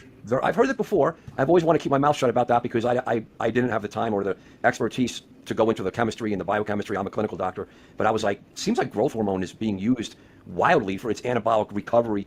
But that's a whole other topic. All right, that was cool. That was cool. There's a lot of other benefits to HGH. But that was cool. Growth hormone is fucking fantastic. I love it. After using growth hormone for only a month, my groin that I had issues with for so long got so much fucking better in only a month. Cool though. That was really cool. Sidetrack. So let's get back into tell me from your perspective in the streets right now, where do you think this drug's being used? How it's being used orally, intramuscularly? And then let's talk about the good, the bad, side effect. Let's go. So again, the scientific theories and studies are not necessarily indicative of what we're actually going to see in the field, right? So that's why all this empirical and anecdotal data is actually more important than what one study says or what a study says. I agree. So what are we seeing in the field? So we're seeing that DHB does seem to be in fact much more anabolic than testosterone and boldenone. Because it's a DHT derivative, it does not convert to estrogen, so it does not. Dry. Yeah, it's not dry. So interesting. Let me go back to the study one more time. So this was a very interesting part of the study that is proving true with the anecdotal evidence. Right, the study actually determined which receptors DHB had an affinity for, and it studied. I'm spending about $450 a month on growth hormone, and that's for 5 IUs a day. The glucocorticoid receptor, the progesterone receptor, and the mineralocorticoid receptor, which mineralocorticoid receptor is usually stimulated by aldosterone. Right, so it proved not to have an affinity, a specific high affinity for the glucocorticoid receptor, or the progesterone receptor, but it did have an affinity of significance to the mineralocorticoid receptor, which again, aldosterone would normally affect. Now, it wasn't necessarily a high affinity, but it was an affinity of significance. So what we are seeing in the field is that although that, again, DHB is more anabolic than testosterone and boldenone, it is considered a dry steroid because it does not convert to estrogen. But in higher doses, it does affect the mineralocorticoid receptor, which makes your kidneys retain sodium, right? It controls the sodium content. Hypertension, right. Right. So it can cause water retention, an inflammatory response, which increases blood pressure, right? So what we are seeing in higher doses is people who are sensitive to this mineralocorticoid receptor are seeing high CRP levels, they are seeing inflammatory responses, and they are seeing blood pressure increase. Now, is this guys that are just doing this? Let's talk about that for a minute. Like, that's going to be bad, right? That's not good. But this, you just touched on something that if you're doing men that are doing super physiologic doses of tren, equipoise, dianabol, even testosterone, you're not going to see elevated CRP levels because I check CRP, but you see elevated blood pressure. And if your blood pressure is elevated and you start to get heart disease, you're going to see an increase in highly sensitive CRP. So it's a whole rabbit hole. It's a whole vicious. So where did you see that though, where you saw anecdotally where the CRPs and inflammation were up? Yeah, so I honestly, not only do I contact a lot of people who I know who do this, but I also just go and read voraciously about anecdotal evidence. Okay. And when you just start seeing a trend, right, of 100 or 1,000 different, you start seeing a trend. So, again, it's not with everybody. There's some people who can take now because DHB is pretty anabolic. Like the levels are pretty low. Like 200 is still like a maximum high moderate dose. Anything above 200 seems to start causing problems for people. 200. How do they use it? Give us a typical cycle of. Yeah, 200 milligrams a week for DHB is very high. Very, very high. I've seen most people who are recommending 10 milligrams a day. So that's just 70 milligrams a week. That's you need to take very low doses in order to avoid liver injury. DHB, how it's used? Well, so a lot of people, combine it with another steroid because again, it's a DHT derivative, so there's no estrogen conversion. You do need the estradiol, so it's still important to combine with testosterone. So a lot of people combine it with testosterone or maybe a few. I know you said EPA DHA. I know you said you take EPA DHA, but since EPA DHA aren't considered dietarily essential, well, they kind of are. Do you think just getting the RDAs of omega-3s in is good enough? Well, it's good enough. Like, your body converts ALA into EPA DHA, but the conversion's low, and there seems to be benefits to having higher EPA DHA intake. So I would still recommend supplementing with EPA DHA. I changed my stance on it. It seems to have a benefit when you have adequate B12 levels. Do other things. And it, like boldenone is known to control estrogen. But one of the theories of the way that, even though it's not directly known, one of the theories and one of the ways. Would you unban my main account? If you give me a link to your account, I'll unban it. But like, I don't know why your account got banned. I don't know if sometimes YouTube just bans people for some reason. I don't know if you did something stupid. But if you give me a link to your account, I'll unban you. That makes sense to me is that boldenone aromatizes an estriol, not estradiol. Nighty-night, Jason. And that competes with estradiol for the receptors, right? So you don't get the estradiol adverse side effect. However, you do need estradiol. So that may be a negative effect of boldenone, right? Right. Now, DHB does not convert to any estrogen because it's a DHT derivative. So you don't have that effect. So a lot of people will do testosterone and boldenone to reduce the estrogenic side effects. And then you can even add DHB to that. Kind of like the Primo, kind of like Primo and Mastermind. It's compared, yeah. So when we talk about related agents, it's compared a lot to a very, very potent primobolan. Wow. Or it's actually compared not to testosterone, not to boldenone like you'd think, but more to trenbolone.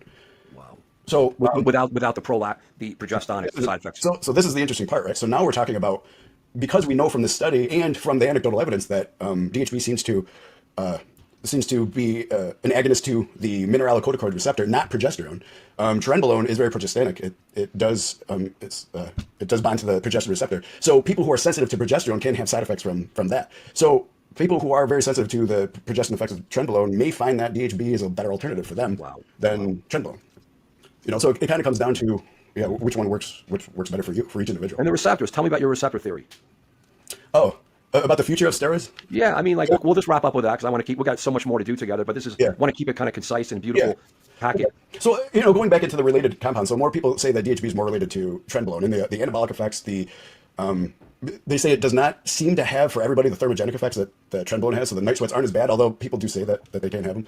It doesn't cause quite the insomnia. Again, but this is all individualized. So some people do notice these effects. Some people do have some of the mental side effects that trenbolone can cause.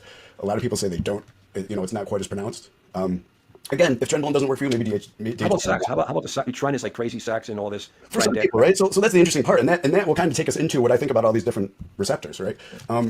Some people, the progestinic side effects, they need progesterone for libido, so the progestic side effects actually give them more of a libido, and for some people it does the opposite, right? The norr-19s can also cause erectile dysfunction and lack of libido, and it's my thought that a lot of that is caused by, are you sensitive to the progesterone receptor or are you not? So it's kind of like a progestinic nature. So. Wow. So taking this even deeper, the future of steroids, like I can see, us starting to put all these steroids into a group. Which receptors does each steroid is an agonist for, right? Right. And that way people can start labeling themselves as, well, I'm sensitive to progesterone, or I'm not sensitive to progesterone. I'm really sensitive to the estrogenic. Yeah, dude, you can't copy links in chat. I'm not doing that whole stupid thing. Just send me a message on Instagram or something. I'm sensitive to cortisol or glucocorticoid receptors, or the aldosterone. Some people can take a really high dose of DHB and have no CRP and no inflammatory response. Right. Some people get a very high inflammatory response after like anything higher than 200 milligrams per week. So it just depends on what you specifically are what you have a predisposition to be sensitive towards. So if we start putting all these steroids into which receptors they stimulate, then we start putting ourselves in the categories of, I'm sensitive to one receptor over the other, or one of these columns over the other, then we can start understanding which steroids will work for us, right? And in the end, it's when people look at the steroid world, certainly, from the pro world right down to the average guy who's doing this, it's really trial and error, and that's what that is. yeah, that's exactly right. And I think the way we do things now, right, is that we really only check the total androgen level, right? Maybe the free testosterone and sometimes the SHBG. When, as you know, there's probably 1,000 factors that define how we're going to react to a specific androgen or a specific hormone or a specific protocol. And there's 1,000 factors that we don't even know about, right? So one thing we're not considering is the receptor side of this. We only consider, okay, how much of this is in your blood? What's our dose?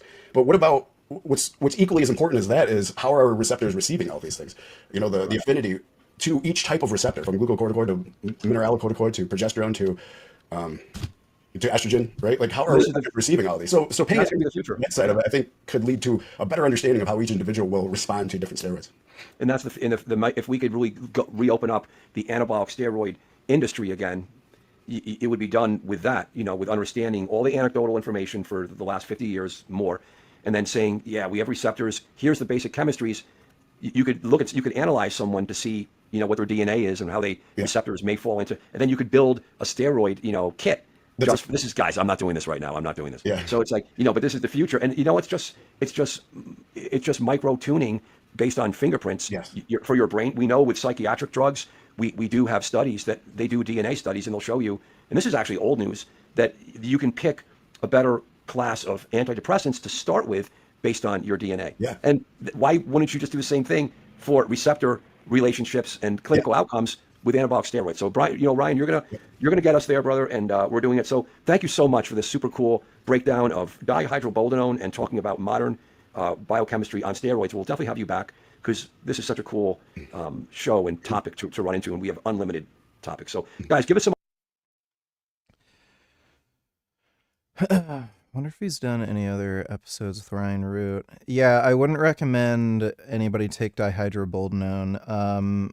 For one thing, it is highly liver toxic. You need to take it at low doses to avoid liver toxicity, and even then, even if it doesn't increase some of your liver markers, you may still end up having liver hypertrophy. It's also very hard to actually make. It's a very strange compound. It tends to coagulate and make this weird gel, and it doesn't mix easily in an oil suspension, so you usually end up seeing it being sold with solvents like ethyl oleate in order to get it to mix properly in suspension. And those solvents that they add to the suspension are extremely toxic. So not only are you taking a toxic compound, but on top of that, you're also injecting some other toxic shit. So I wouldn't recommend DHB. And again, a lot of people have reported having like horrible inflammatory side effects where like their muscles and joints ache like crazy. So it just doesn't seem worth it. Like, just take more testosterone or more Masteron or more Primo or more Boldenone, like more of another anabolic drug. There's no point in adding like a small amount of some other compound that's like toxic when you could just take more of a safe drug.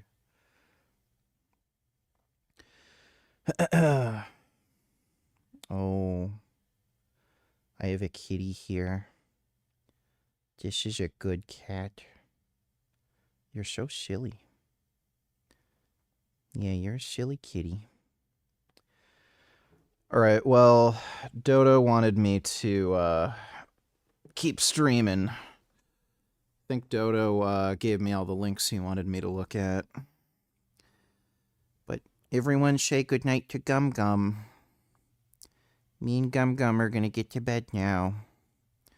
At least if he lets me sleep, you son of a bitch. He wouldn't let me sleep all night last night. Even in the morning and afternoon, he was still fucking with me, wouldn't let me sleep. 'Cause you're such a silly kitty. I don't take it personally. I know you're just a silly kitty.